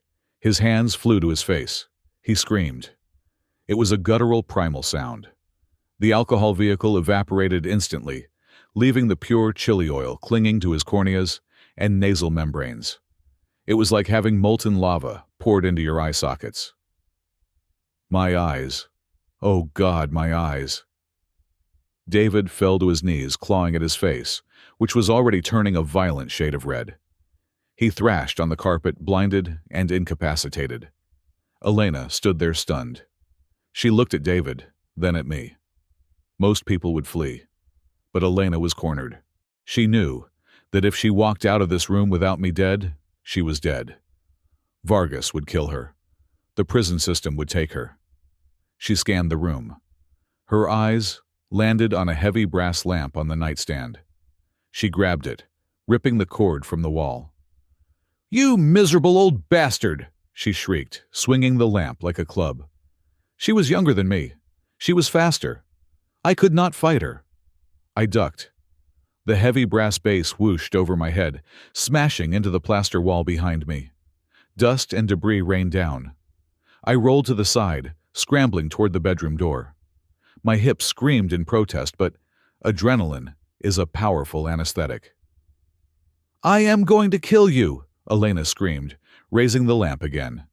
She stepped over David's writhing body. I reached the hallway. On the wall, right next to the thermostat, was the keypad for the home security system. I didn't punch in a code. I pressed and held the red panic button and the fire button simultaneously. Weep, weep, weep, weep. The alarm system exploded into life. It was a 100 decibel siren designed to wake the dead and terrify intruders. The sound was physical, a rhythmic hammer blow to the skull. Elena flinched, covering her ears for a split second. That was all the time I needed. I ran. I didn't run fast, but I ran with purpose. I headed straight for my study down the hall. "Stop him!" Elena yelled at David, kicking him. "Get up! He is going for the phone!" I reached the study door. I threw myself inside and slammed it shut. I turned the heavy deadbolt lock. Then, I dragged a heavy oak chair under the doorknob. Bam! Something heavy hit the door from the outside. "Open it!" Elena screamed. She was throwing her body weight against the wood. "Open the door, James!" I ignored her. I moved to my desk. My computer was already on. I had set it up hours ago. I logged into Facebook. Sarah had set up a dummy account for me, but she had linked it to the community page for our wealthy gated neighborhood and tagged several local news outlets. I clicked Go Live. The red Live icon appeared in the corner of the screen. I turned the webcam to face the door. Bam bam. The wood around the lock was beginning to splinter. David must have recovered enough to help her. They were battering the door. I turned the camera back to me. I was breathing hard. My hair was disheveled. I looked terrified because I was terrified. "My name is James Jones," I shouted, over the sound of the siren and the pounding door. "I am at 1422 Skyline Drive. My son David and his wife Elena are trying to kill me. They have insulin. They have weapons. Please, if anyone is watching, send the police." The viewer count jumped from 0 to 5, then 12, then 50. The neighborhood notification had gone out. "Open this door, you senile piece of trash!" David's voice roared from the hallway. He sounded deranged. "I will rip your throat out!" The door frame cracked. A fist punched through the wood paneling. I spun the camera to capture it. The hand flailing through the broken wood was bloody. It was grasping for the lock. "They are breaking in," I narrated, keeping my voice loud and clear. "They are armed. I am an elderly man. I am unarmed. I am trapped in my study." I saw comments flooding the screen. "Is this real? Called 911? Oh my God, is that David? Police are on the way." Suddenly the pounding stopped. The siren was still wailing, but the assault on the door ceased. They must have heard the approaching sirens. Real sirens. Not the house alarm. I moved to the window. Outside, the street was lit up with red and blue strobe lights. Sarah had timed it perfectly. She hadn't just called the regular line, she had called in an active, violent home invasion in progress, with an officer down code to ensure a massive response. 3 squad cars screeched to a halt in my driveway. Officers poured out, weapons drawn. "Police, open up!" A voice boomed over a loudspeaker. I heard running footsteps in the hallway. David and Elena were trying to run, but where the back gate was locked. The front was blocked by the police. I pulled the chair away. I unlocked the deadbolt. I stepped out into the hallway, just as the front door was kicked in by a SWA team member. "Hands! Let me see your hands!" the officer screamed. The scene he walked into was chaos. David was in the living room, stumbling around, his face a swollen red mess from the pepper spray tears and mucus streaming down his chin. He was holding a kitchen knife he must have grabbed after dropping the syringe. Elena was near the back door, holding the brass lamp, and I was standing by the study door looking frail, shaking with my hands raised in surrender. "Drop the weapon!" the officer yelled at David. David blinked, his eyes swollen shut. He swung the knife blindly. "Get away! I will kill him! I have to kill him!" The officer didn't hesitate. He deployed his taser. Pop fizzes. The prongs hit David in the chest. He went rigid, his muscles locking up as 50,000 volts coursed through his nervous system. He collapsed to the floor like a sack of cement, the knife clattering across the hardwood. Elena screamed. She dropped the lamp and raised her hands. "Don't shoot. Don't shoot. He is crazy. The old man is crazy." 2 officers tackled her, forcing her to the ground. "You are under arrest." "No, you do not understand." Elena was yelling, her face pressed against the floorboards. "He attacked us. He sprayed David. He has a chemical weapon. He is demented. I walked slowly toward the officers. I kept my hands visible. "Officer," I said, my voice trembling perfectly. "Thank God you are here. They tried to give me a shot. I do not have diabetes. I do not know what was in it." One of the officers, a sergeant, approached me. He looked at the wreckage of the study door. He looked at the syringe lying on the bedroom floor where I pointed. He looked at David, who was moaning and twitching on the ground. "Are you hurt, sir?" the sergeant asked. "I am terrified," I said. "My son, he said he owed money. He said he needed me gone." "He is lying," David screamed from the floor as they cuffed him. "He is the devil. He planned this. Check his computer. He planned it all." The sergeant looked at David with disgust. "You broke down a door to get to a 65-year-old man's son. We heard you screaming threats on the live stream. Half of Seattle heard you." David went limp. The live stream. He realized then that the blinking red light on the computer screen had been his judge, jury, and executioner. They dragged them out. David was weeping, his face a ruin of chili oil and snot. Elena was silent, her eyes cold and dead as she stared at me. As they passed me, I met Elena's gaze. I didn't smile. I didn't gloat. I just looked at her with the clinical detachment of a scientist observing a failed experiment. "Check the syringe," I whispered to the sergeant as he passed. "And check the vomit on the dining room rug. I think you will find he tried to poison me before." "We will check everything, Mr. Jones," the sergeant promised. I stood in the doorway as they loaded my son and his wife into the back of 2 separate patrol cars. The neighbors were out on their lawns in bathrobes, filming with their phones. The siren of the house alarm finally cut off, leaving a ringing silence in the cool night air. A car pulled up behind the police cruisers, a gray sedan. Sarah Miller stepped out. She flashed a badge to the officer at the perimeter, her private investigator license, and walked toward me. She stopped at the bottom of the steps. She looked at the police cars, then up at me. "You cut it close, James," she said. "Precision timing," I replied, my voice steady, the tremble gone. "Did you get the recording?" "The cloud server has everything," she said. "The audio of the break-in, the live stream footage, the threats, and I have the toxicology report in my bag." I nodded. I looked at the empty driveway where David's car used to sit. "It is done then," I said. "Not yet," Sarah said darkly. "They will lawyer up. They will claim self-defense. They will claim you baited them. The legal battle starts now." "Let them try," I said. "I have more evidence in this house than the FBI has in its archives. They just walked into a trap that has been snapping shut for 6 months." I turned back to the house. The front door was broken. The study door was shattered. The rug was stained. It was a crime scene. But for the first time in months, it felt like a home, because it was empty of them. "Come in, Sarah," I said. "I think I have a bottle of scotch that David didn't manage to find. We have a lot of paperwork to do." The interrogation room at the Seattle Police Department precinct was a study in sensory deprivation.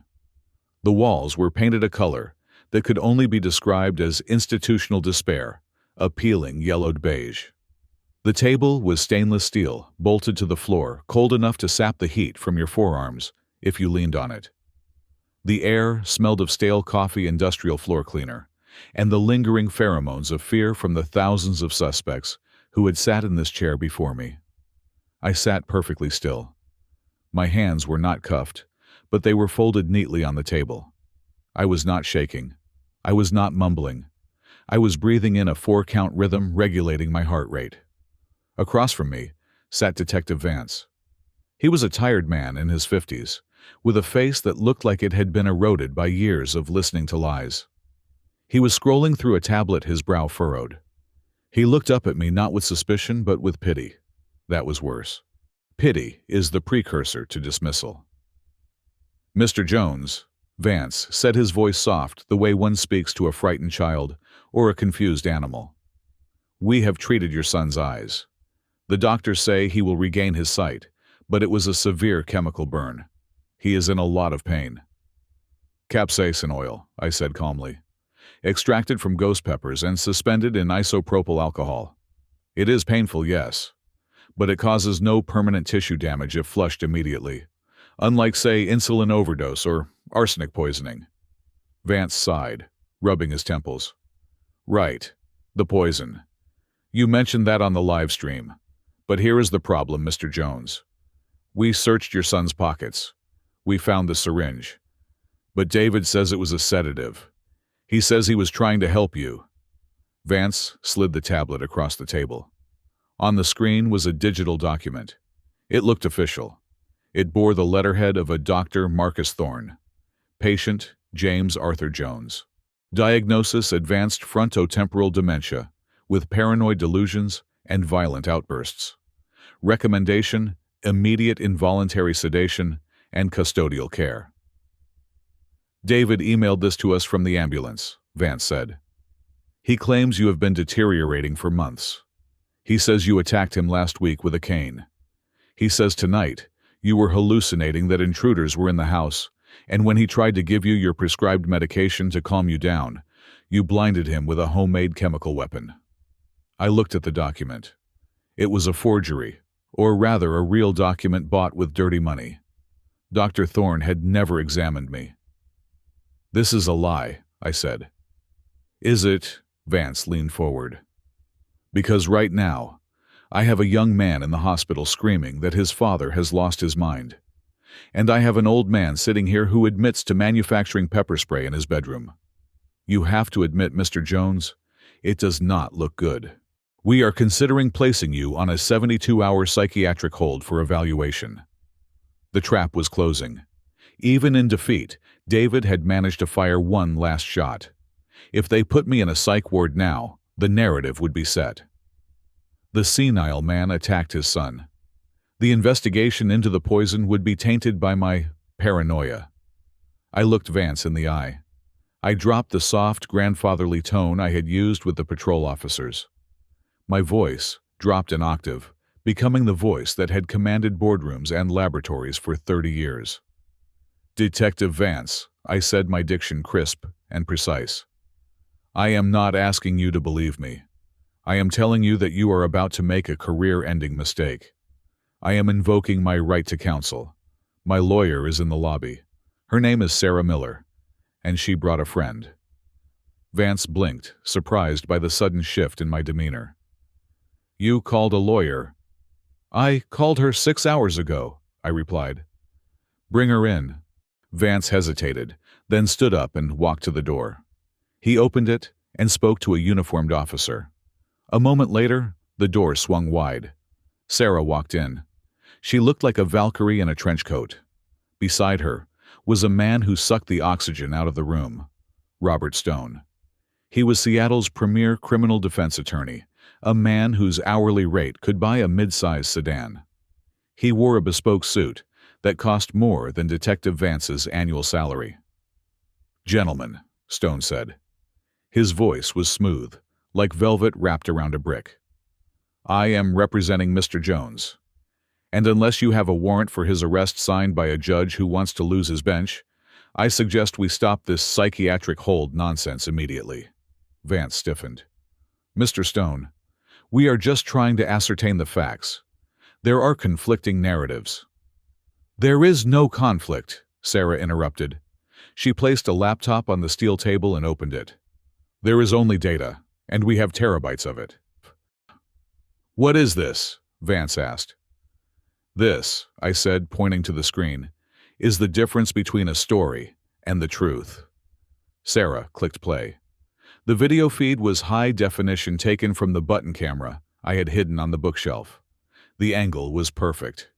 It showed the bedroom door opening. It showed David and Elena creeping in. It showed the syringe in David's hand. Vance watched, transfixed. The audio was crystal clear. He is not moving. Do it. Do it now. Get him, David. Stick him. Just stick him. Then the attack. David lunging. The spray. The chaos. Sarah clicked to the next video. This one was from the camera on my cardigan recorded days earlier. It showed David standing in the kitchen pouring a white powder into my tea while I was in the bathroom. She clicked another file. A screen recording of David's laptop showing the browser history. How to induce insulin shock in elderly. Untraceable poisons. Dr. Marcus Thorne price list. The room was silent. The only sound was the hum of the laptop fan. Detective Vance's face had gone pale. He looked from the screen to me, and I saw the realization dawn on him.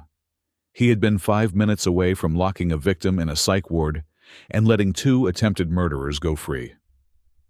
"That is not a sedative in the syringe," I said quietly. "It is Humalog, rapid-acting insulin. If he had injected me, I would have been dead in 20 minutes. It was an execution detective." Vance stood up slowly. He looked at the fake medical report on his tablet, then deleted it from his mind.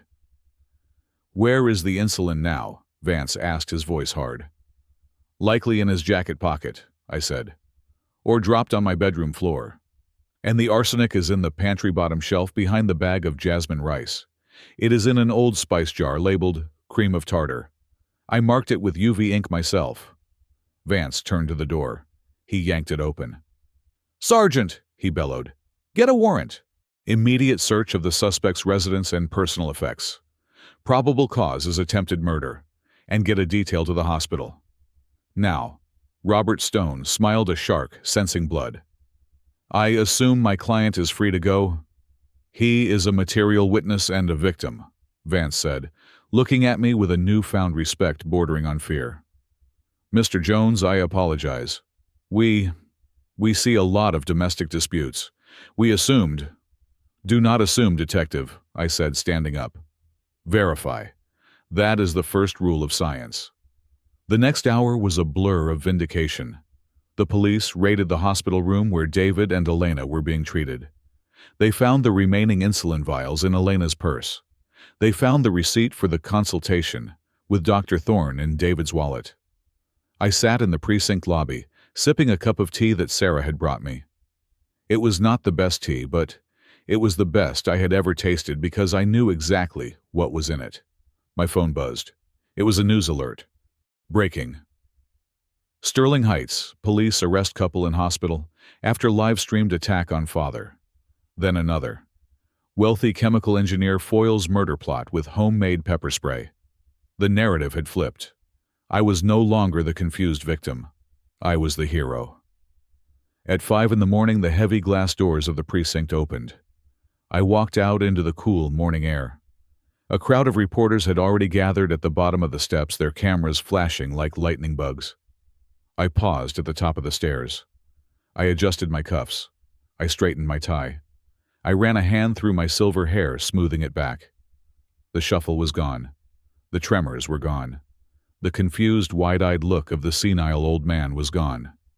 In its place stood James Jones, the man who had patented fire-resistant polymers, the man who had built a fortune from nothing, the man who had just taken down 2 wolves with nothing but his mind. A reporter thrust a microphone toward me. "Mr. Jones, is it true your son tried to poison you? How do you feel?" I looked directly into the camera lens. My eyes were clear, sharp, and terrifyingly lucid. "I feel," I said, my voice steady and strong, like I finally took out the trash. I walked past them, flanked by Sarah and Robert Stone, and stepped into the waiting black sedan. As the door closed, shutting out the noise of the world, I leaned back against the leather seat. "Where to, James?" Sarah asked from the driver's seat. "The Four Seasons," I said. "I need a shower. And then I need a steak, rare." And Sarah, "Yes. Make sure they test the wine before they pour it." Sarah laughed. It was a grim sound, but it was real. We drove away from the precinct, leaving the wreckage of my family behind, in a holding cell. The sun was rising over the Seattle skyline, painting the clouds in hues of pink and gold. It was a new day. I was alive. I was rich. And most importantly, I was right. But as I watched the city pass by, I knew it wasn't over. David and Elena were in cages, but a cage is just a box until the key is thrown away. The trial would be the next battlefield. And I had one more card to play the testimony of the one person Elena thought would never betray her. The doctor who sold her the arsenic.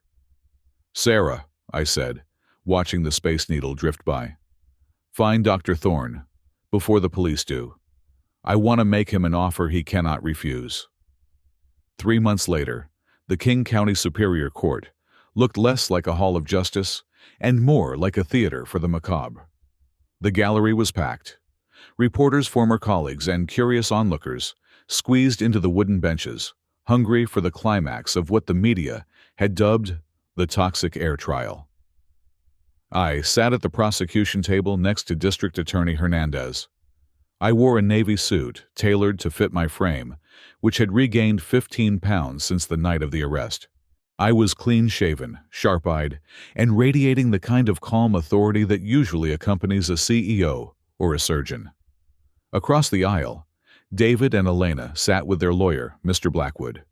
They had been denied bail due to the flight risk and the severity of the charges: conspiracy to commit murder in the first degree and aggravated elder abuse. Prison had not been kind to them. David looked gaunt, his skin sallow, the chemical burns around his eyes having healed into shiny pink scar tissue that gave him a permanent weeping appearance. Elena, stripped of her designer wardrobe, and professional makeup, looked small and gray in her county-issued blouse. They did not look at each other. The unity of their greed had fractured the moment the handcuffs clicked shut. The trial had been grueling. But today was the day the defense would try to execute their final, desperate maneuver. Mr. Blackwood stood up. He smoothed his tie, a cheaper one than the silk masterpiece I had ruined with ink months ago. He approached the jury box with the swagger of a man selling a used car with no engine. "Ladies and gentlemen of the jury," Blackwood began, his voice dripping with faux sincerity. "The prosecution wants you to believe that David Jones and his wife are monsters. But look at them. They are children. Scared, desperate children trying to care for a father who was losing his mind." He turned and pointed a finger at me. "James Jones is not a victim. He is the architect of this entire tragedy. He is a man suffering from severe paranoid delusions, who staged a series of events to frame his own son because he believed wrongly that they were trying to hurt him. The defense calls James Jones to the stand." I stood up. I buttoned my jacket. I walked to the witness box, my stride steady and rhythmic. I placed my hand on the Bible, swore to tell the truth, and sat down. Blackwood approached me like a wolf circling a wounded stag. He thought he saw weakness. He thought he could rattle the old man. "Mr. Jones," Blackwood said, leaning on the railing, "let us talk about the weeks leading up to the arrest. You testified that you were acting senile, that it was a performance." "That is correct," I said. "A performance," Blackwood repeated, chuckling. "That is convenient, because we have video evidence that suggests otherwise. Evidence that you were not acting but suffering from a break with reality." He nodded to the bailiff. "Defense Exhibit D." A screen descended. The lights dimmed. A video played. It was footage from the camera David had installed in the hallway. It showed me standing in front of the potted fern, caressing its leaves, whispering to my dead wife. "Oh, Sarah," the video, James murmured. "You look so beautiful in that green dress. But we have to be quiet. The spies are listening." The jury shifted uncomfortably. On screen, I looked deranged, pathetic. Blackwood paused the video on a close-up of my vacant expression. "Look at that face," Blackwood boomed. "Is that the face of a master tactician, or is it the face of a man lost in the fog of dementia? Mr. Jones, do you deny that you were talking to a plant?" "I was speaking to the fern, yes," I replied calmly. "And you expect this jury to believe that a sane man talks to vegetation?" "I expect the jury to understand context," I said. "I knew David was listening. I knew he was watching. I needed to convince him that I was incapacitated, so he would lower his guard. It was a stress test, Mr. Blackwood. And your client failed it, Blackwood sneered. A stress test. You claim you knew everything. You claim you knew about the arsenic. You claim you knew about the insulin. If you were so smart, Mr. Jones, why didn't you leave? Why did you stay in a house where you were being poisoned for 6 months? Because I needed proof, I said. Or, Blackwood interrupted, shouting now, is it because you were making it up? Is it possible, Mr. Jones, that you poisoned yourself, that you ingested small amounts of arsenic to frame your son, that you staged the Bleach incident, that the insulin in the syringe was actually a sedative David bought to stop you from hurting yourself during one of your episodes? The syringe contained Humalog, I said coldly. The lab report confirmed it. A lab report paid for by your private investigator, Blackwood countered. We have an expert witness prepared to testify that Humalog degrades quickly, and the sample could have been contaminated. But let us talk about the arsenic. You claim you were poisoned for 6 months. 6 months of heavy metal ingestion. Yet, here you sit, healthy, lucid, alive. Medical science says you should be dead or suffering from severe neurological damage. How do you explain that, Mr. Jones? Are you superhuman? This was the trap. He was using my survival as proof that the poisoning never happened. He was betting that the jury would not understand how an old man could withstand a lethal dose. I looked at the judge. Your Honor, may I answer the question with a demonstration? I believe the counsel requires a lesson in toxicology. The judge, a stern woman named Justice Weaver, peered over her glasses. Proceed, Mr. Jones, but keep it brief. I turned to the jury. I did not look at Blackwood. I looked at the 12 men and women who held my life in their hands. Mr. Blackwood is right about one thing, I said, my voice projecting clearly to the back of the room. Arsenic is a brutal killer. It works by disrupting the production of ATP, the energy currency of our cells. It binds to the sulfhydryl groups in enzymes, essentially suffocating your body on a molecular level. A cumulative dose over 6 months should have caused multi-organ failure, peripheral neuropathy, and death. I paused, letting the gravity of the medical reality sink in. However, I continued, I am a chemist. When I first noticed the symptoms, the garlic breath, the maze lines on my fingernails, the metallic taste, I did not just install cameras. I treated myself. I reached into my pocket and pulled out a small brown pill bottle. I had cleared it with the bailiff beforehand. This, I said, holding it up, is dimercaprol. During World War II, it was known as British anti-Lewisite. It is a chelating agent. The molecule has 2 sulfur atoms that act like a claw. When ingested, it hunts down heavy metals like arsenic in the bloodstream. The sulfur binds to the arsenic more tightly than the arsenic binds to human tissue. It wraps the poison in a chemical cage, neutralizing it, and allowing the body to excrete it safely through the kidneys. I looked directly at David. He shrank back in his seat. For the last 3 months of my ordeal, I said, every time I ate Elena's cooking, I went to my bathroom and took a dose of this. I let them poison me to build the evidence, and then I used chemistry to wash it out of my veins. I walked a tightrope between toxicity and therapy every single day. That is not the behavior of a senile man, Mr. Blackwood. That is the discipline of a scientist fighting for his life. The courtroom was silent.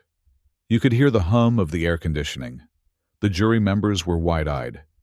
I had just dismantled the senile defense with a college-level chemistry lecture. I had proven not only that the poisoning was real, but that I had the mental acuity to combat it. Blackwood looked stunned. He stammered, looking for a pivot. You treated yourself. You admit to manipulating the medical evidence. I admit to surviving, I snapped. If I hadn't, I would be in a coffin and David would be in the Bahamas. Objection, Blackwood yelled.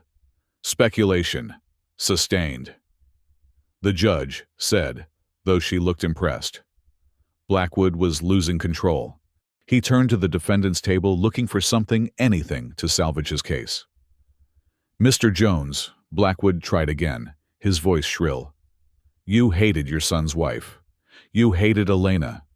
You thought she was a gold digger. Isn't this whole trial just revenge? A way to punish your son for marrying a woman you despised? I looked at Elena. She was staring at her hands trembling. I did not hate Elena, I said softly. I feared her, because I knew what she was capable of, and I knew she was the catalyst. David is weak, Mr. Blackwood. He does not have the stomach for murder. But Elena, she has an appetite for it. Objection, Blackwood roared, badgering the defendant. No further questions, I said, standing up before the judge could rule. I walked back to my seat. The damage was done. The jury looked at David not as a victim, but as a weakling. And they looked at Elena as the mastermind. During the recess, I saw Blackwood arguing furiously with David and Elena. The unity at the defense table was disintegrating. Elena was crying. David was shouting in a whisper. When court reconvened, Blackwood looked defeated. He called his next witness. But before he could speak, Elena stood up. I want to talk, she screamed. Sit down, Elena, Blackwood hissed, grabbing her arm. No! Elena yanked her arm away. She looked wild, desperate. She saw the ship sinking, and she was not going to drown with the captain. I am not going to prison for him. He made me do it. The courtroom erupted. The judge banged her gavel. Order in the court. He made me, Elena shouted, pointing a shaking finger at David. He owed the money to Vargas, $5 million. He told me if I didn't help him kill the old man, the cartel would skin us alive. He bought the arsenic, he brought the insulin. I just wanted to leave, I just wanted to go home. David jumped up, his face purple with rage. You lying witch, it was your idea. You said he was taking too long to die. You poured the bleach. Sit down. The bailiffs moved in, forcing them both back into their chairs. It was over. They had turned on each other.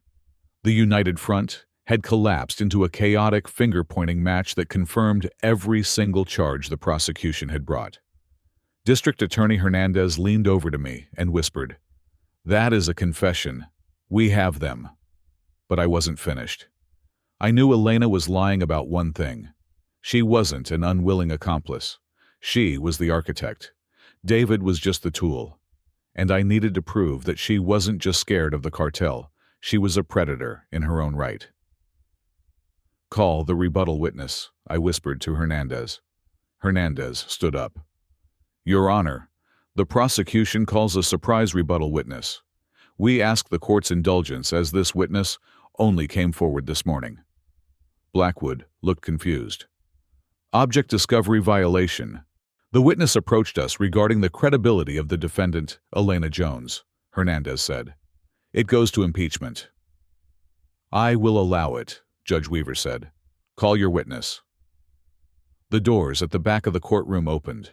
A man walked in. He was short-balding, wearing a cheap suit and carrying a nervous energy that made him sweat profusely. Elena turned to look. When she saw him, the blood drained from her face so completely that I thought she might faint. Her mouth opened, but no sound came out. It was not a doctor. It was not a cartel member. State your name for the record, Hernandez said. The man took the stand. He wiped his forehead with a handkerchief. My name is Dr. Eris Thorne, he said. His voice shook. David looked at Elena. Who is that? Elena didn't answer. She was frozen in terror. Dr. Thorne, Hernandez asked. Do you know the defendant, Elena Jones? Yes, Thorne said quietly. I knew her in Miami, 10 years ago, when her name was Elena Rossi. The courtroom went deadly silent. And what was your relationship to her? I was her private concierge doctor, Thorne said. And I was the one who signed the death certificate for her first husband, Marco Rossi. Gasps rippled through the gallery. The press started typing furiously. Dr. Thorne, Hernandez continued pacing the floor. Did you sign that certificate in good faith? Thorne looked down at his hands. No, I was paid. $50,000 cash, to list the cause of death as heart failure. And what was the real cause of death? Thorne looked up. His eyes met Elena's. He didn't have a heart attack, Thorne whispered. His kidneys had crystallized. It was ethylene glycol poisoning. Antifreeze. She told me she slipped it into his wine every night for a month. She paid me to cover it up. Liar! Elena shrieked. It was a sound of pure animal panic. He is lying. James paid him. That old devil paid him to say this. I have the bank records, Thorne said, his voice gaining strength. I kept them, just in case she ever tried to blackmail me. She killed him. And when I saw on the news what she did to Mr. Jones, I couldn't stay quiet anymore. She didn't do this because she was scared of a cartel. She did it because it is what she does. She is a black widow. Blackwood dropped his pen. He looked at his client with horror. David looked at his wife as if she were an alien creature. He realized finally that he hadn't been the partner in crime. He had been the next victim. Once I was dead, and the money was secured, how long would David have lasted? A month? A year? Before he too had a heart attack or a suicide. I watched Elena. She slumped in her chair, defeated. The mask of the victim had been ripped away, revealing the monster underneath. I looked at the jury. They were looking at her with revulsion. I leaned back in my chair. The science lesson had proven my sanity. But Dr. Thorne had proven their depravity. The trial was effectively over. But as I watched David staring at the floor, broken and weeping, I felt no joy. Only a cold, hollow resolution. I had survived the poison. I had survived the betrayal. Now I just had to survive the victory. Dr. Thorne was not finished. He wiped his sweaty forehead with a handkerchief that was already soaked through his eyes, darting between the furious glare of Elena and the expectant gaze of the jury. He had realized that the only way to save his own skin from a conspiracy charge was to bury the woman who had dragged him into this abyss. She did not just confess to the murder of Marco Rossi. Thorne continued, his voice trembling but growing louder. She came to me 6 months ago. She asked if I still had access to the restricted pharmacy inventory. She specifically asked for thallium or ricin. She said she needed something that mimicked a slow, wasting disease. She said her father-in-law was a stubborn old goat who was taking too long to die naturally. The jury gasped as one entity. The court reporter's fingers flew across the stenotype machine, struggling to keep pace with the revelations. And what did you tell her? District Attorney Hernandez asked, leaning against the railing. I told her I was not a killer, Thorne said. I told her I lost my license, but I was not going to risk life in prison for her. I refused to give her the clinical poisons. That is why. He paused, looking at David. That is why they had to use the rat poison and the bleach. They had to use what they could buy at a hardware store because I would not help them escalate. Objection! Blackwood screamed, but it was a weak, pathetic sound. Hearsay! It is not hearsay if it is an admission of a co-conspirator, Judge Weaver ruled instantly. Overruled. Elena looked like a cornered animal. She was breathing in short, shallow gasps. Her hands were gripping the defense table so hard, her knuckles were white. She knew the narrative had shifted irrevocably. She was no longer the coerced wife, she was the architect of doom. But I had one final nail to drive into this coffin. A nail so long and sharp, it would pin them both to their guilt forever. I leaned over to Hernandez. Play the recording, I whispered. The one from the night of the soup. Hernandez nodded. He turned to the judge. Your Honor, in light of the testimony regarding the use of household chemicals, the people offer one final piece of rebuttal evidence. This is an audio recording recovered from a surveillance device planted by Mr. Jones in the master bedroom of his home. It is dated September 22nd, the night Elena Jones was hospitalized. Blackwood stood up to object, but he saw the look on David's face. It was the look of a man who knew the executioner had just walked into the room.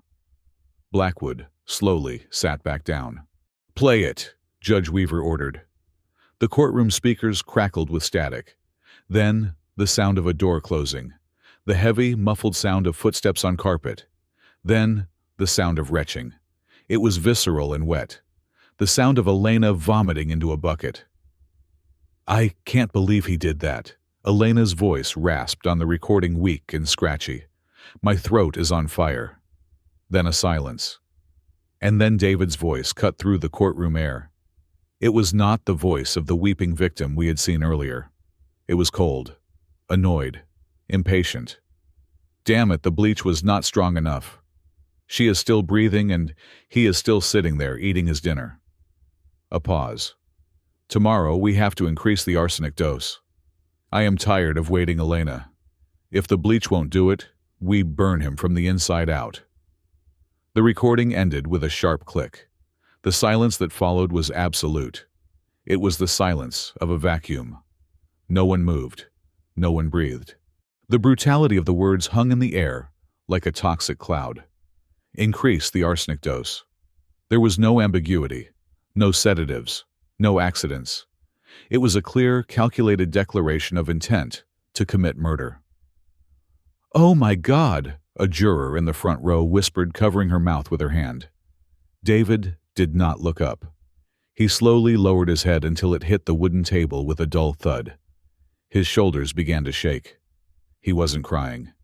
He was laughing, a broken, hysterical sound of a man whose reality had just shattered. I stood up. I did not ask for permission. I walked around the prosecution table. The bailiff started to move toward me, but I held up a hand. I stopped 5 feet from the defense table. "Look at me, David," I said. My voice was not loud, but in the silent room it sounded like thunder. David lifted his head. His eyes were red, swollen, and full of hate. "You thought I was weak," I said. "You thought because I walked with a shuffle and forgot where I put my glasses that I was finished. You laughed at me. You called me a senile old fool while you mixed poison into my tea." I took a step closer. "I am not old David. I am just more patient than you. I spent 40 years waiting for molecules to bond. I could wait 6 months for you to hang yourself." David flinched, as if I had struck him. He opened his mouth to speak, but no words came out. Just a dry, rattling breath. "The prosecution rests," Hernandez said quietly. The jury did not even ask to retire to the deliberation room. The foreman, a mechanic with grease-stained hands and a stern face, looked at the judge. "Your Honor," he said, "we do not need to leave. We have seen enough." Judge Weaver looked at the defense table. "Mr. Blackwood, do you have any defense against that?" Blackwood closed his briefcase. He did not look at his clients. "The defense rests, Your Honor." "Stand up," Judge Weaver commanded the defendants. David and Elena stood. They were trembling now, leaning against each other, not out of love, but out of the inability to stand alone under the weight of their guilt. "In the matter of the state versus David Jones and Elena Jones," the foreman announced, "on the charge of conspiracy to commit murder in the first degree, we find the defendants guilty. On the charge of attempted murder, guilty. On the charge of aggravated elder abuse, guilty." The words rang out like hammer blows. Guilty, guilty, guilty. Judge Weaver did not waste time. She was a woman who had seen enough evil in her courtroom to recognize when it was irredeemable. She looked over her glasses at the 2 young people who had thrown their lives away for money they did not earn. "I have sat on this bench for 20 years, Judge Weaver said, her voice icy. "I have seen crimes of passion. I have seen crimes of desperation. But this was a crime of pure, unadulterated greed. You preyed on the very man who gave you life, David. And you, Elena, you brought a level of malice into that home that chills me to the bone." She picked up her gavel. "Because of the overwhelming nature of the evidence and the distinct lack of remorse shown until you were caught, I see no reason to delay sentencing. You are a danger to society and, frankly, a danger to decency itself." She looked at David. David Jones, for the attempted murder of your father and the conspiracy to commit the same, I sentence you to 25 years in the state penitentiary. You will not be eligible for parole until you have served at least 85% of your sentence." David let out a sound that was half sob, half scream. 25 years. He would be 60 years old when he walked free. His life was over. Judge Weaver turned to Elena. "Elena Jones, for your role as the instigator and your active participation in the poisoning, I sentence you to 20 years in the state penitentiary. May you find the conscience in that cell that you lacked in that mansion." Bang! The gavel struck. The sound was final. "Take them away," Judge Weaver ordered. "Wait," I said. The judge paused. The bailiffs paused. "I have a victim impact statement," I said. "I have the right to speak." "You do, Mr. Jones," Judge Weaver said softly. "Proceed." I turned to face the gallery, then turned back to face my son. He was handcuffed now, the metal biting into his wrists. "There is an old saying," I began, my voice thick with emotion I had held back for months. "It says that when you raise a child, you are giving a piece of your soul to the world. I gave you everything, David. I gave you my name. I gave you a home. I gave you every opportunity to be a good man." I took a deep breath, fighting the sting of tears. "But somewhere along the way I failed. Or maybe you were just broken from the start. They call it nursing a viper in your bosom. I held you when you were a baby, David. I protected you. And in return, you looked at me and saw nothing but a bag of money with a heartbeat." "Dad, please," David whimpered. "I am sorry. I was scared. It was the debt." "The debt," I laughed, a harsh, bitter sound. "You think this is about money? You tried to kill me, David. You watched me vomit. You watched my hair fall out. And you laughed about it. You called me senile while you were carving pieces off my life." I reached into my inner jacket pocket and pulled out a document. "You wanted my legacy," I said, holding the paper up. "You wanted the $40 million. You destroyed your soul for it. Well, here is the final joke, son." I ripped the paper in half, then in quarters. "This morning I dissolved the Jones Family Trust," I announced, my voice ringing off the mahogany walls. "I have established a new entity, the Phoenix Trust. Every single penny of my assets, the stocks, the bonds, the real estate, the patent royalties, has been irrevocably transferred." David's eyes went wide. The grief was replaced instantly by panic. "What you can't do, that I can," I said. And I did. The Phoenix Trust has a singular mission to provide legal aid, safe housing, and medical care for elderly victims of domestic abuse and financial exploitation. My money will be used to hunt down people like you, David. It will be used to save fathers like me from sons like you." "No," David screamed, lunging against the bailiff who held him back. "That is my money. You can't give it away. I earned it. I put up with you for years." "You earned nothing," I shouted back, my composure cracking for the first time. "And now, you will have nothing. Not a dime. Not a house. Not a father." I turned to the bailiffs. "Get him out of my sight." "I hate you!" David shrieked as they dragged him toward the side door. He was kicking and spitting, his face twisted into a mask of pure ugliness.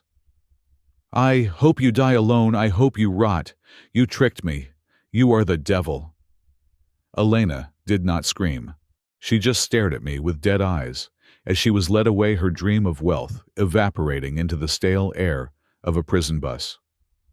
I stood there, watching my son disappear into the holding cell corridor.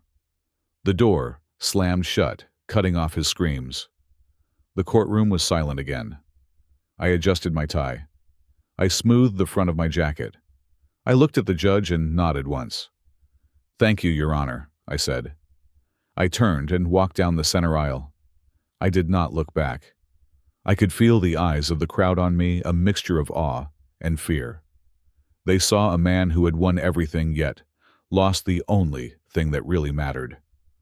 I pushed open the heavy double doors of the courtroom and stepped out into the hallway. The air here was cooler. Sarah was waiting for me. She didn't say anything. She just handed me my trench coat. "Is it done?" she asked softly. "It is done," I said. I put on my coat. I felt lighter, as if a tumor had been cut from my body, but I also felt the phantom pain of the amputation. I had cut off my own flesh and blood to survive. "Let's go," I said. "I have a trust fund to manage, and I believe there are a lot of people who need my help." We walked toward the elevators, leaving the ruins of my family behind in the courthouse, locked in cages of their own making. The water of Lake Washington was like a sheet of hammered glass, reflecting the gray and blue hues of the Pacific Northwest sky. It was quiet here. There were no sirens, no screaming lawyers, no gavels banging against mahogany desks. There was just the gentle lap of water against the hull of the boat and the rhythmic whir of a casting reel. I sat in the stern of the boat, holding my fishing rod with hands that were steady and strong. 1 year ago, these hands had trembled with the tremors of arsenic poisoning. They had been numb, weak, and fumbling. Today, I could feel the slightest vibration of the line. I could tie a complex knot in a monofilament line in under 10 seconds. My health had returned, but it was not a miracle. It was science. It took 6 months of chelation therapy to strip the heavy metals from my tissues. It took a strict regimen of antioxidants, liver support supplements, and a diet so clean it would make a monk weep to repair the damage David and Elena had done. My hair had grown back thick and silver. The maze lines on my fingernails had grown out and been clipped away, leaving smooth pink keratin. I was 66 years old, but I felt younger than I had at 65. I felt like a man who had been given a second chances at life, and I was not going to waste a single hour of it. "You are thinking too loud, old man," a voice said from the bow of the boat. I looked up. Sarah was sitting there wearing a baseball cap and sunglasses, watching her own line. She looked relaxed, but I knew her eyes were scanning the shoreline, checking the perimeter. Old habits die hard for a private investigator, just as they do for a toxicologist. "I am just enjoying the silence, Sarah," I replied, reeling in my line a few inches. "It is a rare commodity." "It is expensive too," she laughed. "But you can afford it," I smiled. Yes, I could. I had sold the mansion on Skyline Drive 3 months after the trial. I could not live there anymore. That house, which I had built to be a sanctuary for my family, had become a crime scene. Every corner held a memory I wanted to burn. The dining room where I swapped the bowls, the bedroom where I fought off a syringe-wielding maniac, the study where I barricaded myself against my own son. It was a museum of failures, and I was done being the curator. I sold it to a tech billionaire from California for $8 million. I took that money, combined it with the rest of my recovered assets, and moved into a penthouse in downtown Seattle. It occupied the entire 42nd floor. It had private elevator access, 24-hour armed security, and biometric locks on every door. It was a fortress of glass and steel, high above the chaos of the street. There were no dark corners there, no hidden cameras that I did not install myself. It was sterile, safe, and mine. "You have a bite," Sarah said, nodding at my rod tip. I felt the tug. Instinct took over. I set the hook with a sharp upward jerk of my wrist. The rod bent. The fight was on. As I battled the fish, bringing it closer to the net Sarah held out, I thought about the concept of family. For 65 years, I had believed the lie. I believed that shared DNA was a sacred bond that superseded all other contracts. I believed that because I had held David when he was an infant, because I had paid for his education, because I had loved him, he would naturally return that love. I believed that biology was destiny. I was wrong. Biology is just chemistry. It is amino acids and proteins. It does not carry morality. It does not carry loyalty. The fish surfaced a beautiful shimmering trout. Sarah scooped it up in the net. She removed the hook with gentle precision and released the fish back into the water. We were not fishing for food today. We were fishing for the peace of the process. "Nice catch, Dad," Sarah said. The word hung in the air, warm and real. Dad. It was not a biological title anymore. It was a legal one. 6 months ago, I had filed a petition for adult adoption. It was an unusual legal maneuver rarely used but perfectly valid. I had adopted Sarah Miller. She was 40 years old. She did not need a father to raise her. But I needed a child to trust, and she needed a legacy to protect. The judge had raised an eyebrow, but after reviewing the case, after seeing what my biological son had done to me, and what this unrelated woman had done to save me, he had signed the decree with a smile. Sarah was my heir now. The Phoenix Trust which held my fortune was under her future stewardship. She was the one who checked on me when I had a cold. She was the one who made sure my tea was safe. She was the one who sat with me in the dark when the nightmares of that night came back. David was my son by blood, and he had tried to drain me dry. Sarah was a stranger by blood, and she had given me back my life. I realized then that family is not about who you are related to. It is about who you are willing to bleed for, and more importantly, who is willing to stop the bleeding when you are wounded. Family is an action, not a noun. It is earned day by day through respect and protection. I put my rod down and poured a cup of tea from the thermos I brought. Earl Grey, hot, safe. I looked out at the water, and my mind drifted back to that specific moment in the dining room, the moment of the swap. People often ask me in the letters I get in the interviews I have refused if I hesitated. They ask if it was hard to push that poison bowl toward the woman who was married to my son. They ask if I felt guilty. I took a sip of tea. The bergamot was sharp on my tongue. No, I did not hesitate, and I do not feel guilty. That night, as the smell of bleach hit my nose, a switch flipped in my brain. It was a primal switch, one that exists in the reptilian part of our cortex buried beneath layers of civilization and love. Self-preservation. It is the oldest law of nature. It is the directive that tells a cell to divide a lung, to breathe a heart to beat. It is the command to survive. For months, I had suppressed it. I had let my love for David blind me to the reality of his hatred. I had let my desire to be a good father override my instinct to be a living human being. I had made excuses for his greed. I had ignored the symptoms of my own body because I could not bear to face the truth. But in that split second when I realized they were escalating from slow poison to violent chemical burns, the father in me died. James Jones, the dad, took a bullet so that James Jones, the man, could live. Swapping those bowls was not an act of malice. It was an act of clarity. It was me finally accepting that the people sitting across from me were not family. They were combatants. They had declared war on my existence, and I simply decided to win that war. If I had eaten that soup, I would be dead. David would be spending my money on sports cars and gambling debts. Elena would be laughing in my house. Justice would be a corpse rotting in a grave. By swapping the bowls, I forced the truth into the light. I forced Elena to vomit up her own wickedness. I forced David to panic and reveal his true nature. I looked at Sarah. She was rebaiting her hook, humming a quiet tune. "You know," I said, "people think I was cruel, for what I did to them in court, for leaving them with nothing." Sarah stopped humming. She looked at me, her eyes fierce.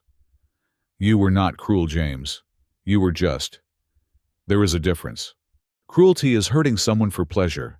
Justice is balancing the scales. They tried to take your life.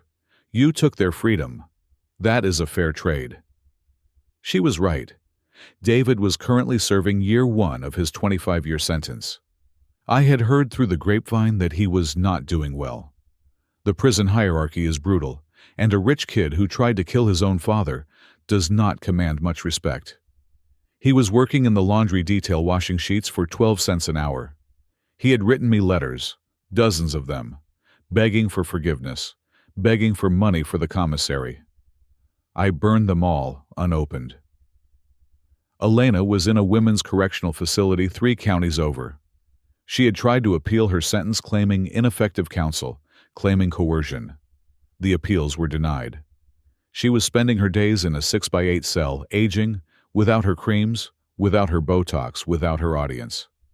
I felt no joy in their suffering, but I felt a profound sense of order. The universe has rules. For every action there is a reaction. For every poison there is an antidote. I was just the catalyst that accelerated the reaction. I took another sip of tea. The sun was beginning to dip below the horizon, painting the sky in streaks of violet and fire. I want to leave you with this thought. We are taught from a young age that love is unconditional. We are taught that we must sacrifice everything for our children, for our spouses, for our kin. But that is a dangerous myth. Love should never be a suicide pact. If you are in a relationship, whether it is with a child, a partner, or a parent, where you are the only one giving and they are the only one taking, you are not in a family. You are in a hostage situation. And if you ever feel that gut instinct, that small voice in the back of your head, warning you that something is wrong, do not silence it. Do not tell yourself you are being paranoid. Do not tell yourself they would never do that. They would. And they will. History is filled with Caesars killed by their Brutuses, with fathers killed by their sons. The most dangerous person in your life is not the stranger in the alley. It is the person who knows the code to your alarm system. It is the person who cooks your food. It is the person who stands to gain the most from your absence. My advice to you is simple, but it is written in the ink of my own near-death experience. Keep control. Never sign over your financial power while you still have breath in your lungs. Money is not just currency, it is agency. It is the ability to hire a lawyer. It is the ability to buy safe food. It is the ability to move to a secure house. The moment you give that up, you become a dependent. And dependents are disposable. And protect your health. It is the only vessel you have. If you feel sick, if you feel weak and the doctors cannot explain it, look at who is feeding you. Look at who is bringing you your tea. Trust but verify. I reeled in my line. The sun was gone now. The air was getting cold. "Ready to go home, Dad?" Sarah asked, standing up and stretching. "Yes," I said. "Let's go home." I stood up. I felt strong. I felt capable. I am James Jones. I am a survivor. I swam through a river of arsenic and bleach, and I came out the other side cleaner than I went in. I have a new daughter. I have a new purpose. And I have a long life ahead of me. My son laughed and called me senile. He thought I was past my expiration date, but he forgot one basic rule of chemistry. The most stable elements are often the hardest to break, and when you apply pressure to the wrong compound, you do not get compliance. You get an explosion. Thank you for listening to my story. It was not an easy one to tell, but it was necessary.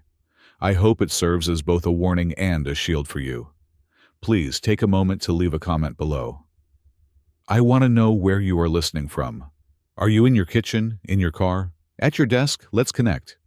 Let's build a community of survivors and critical thinkers right here. And if you found value in my journey, if you believe in the power of justice and the importance of protecting yourself, please subscribe to the channel Bittersweet Revenge. Hit that like button to help the algorithm share this warning with others.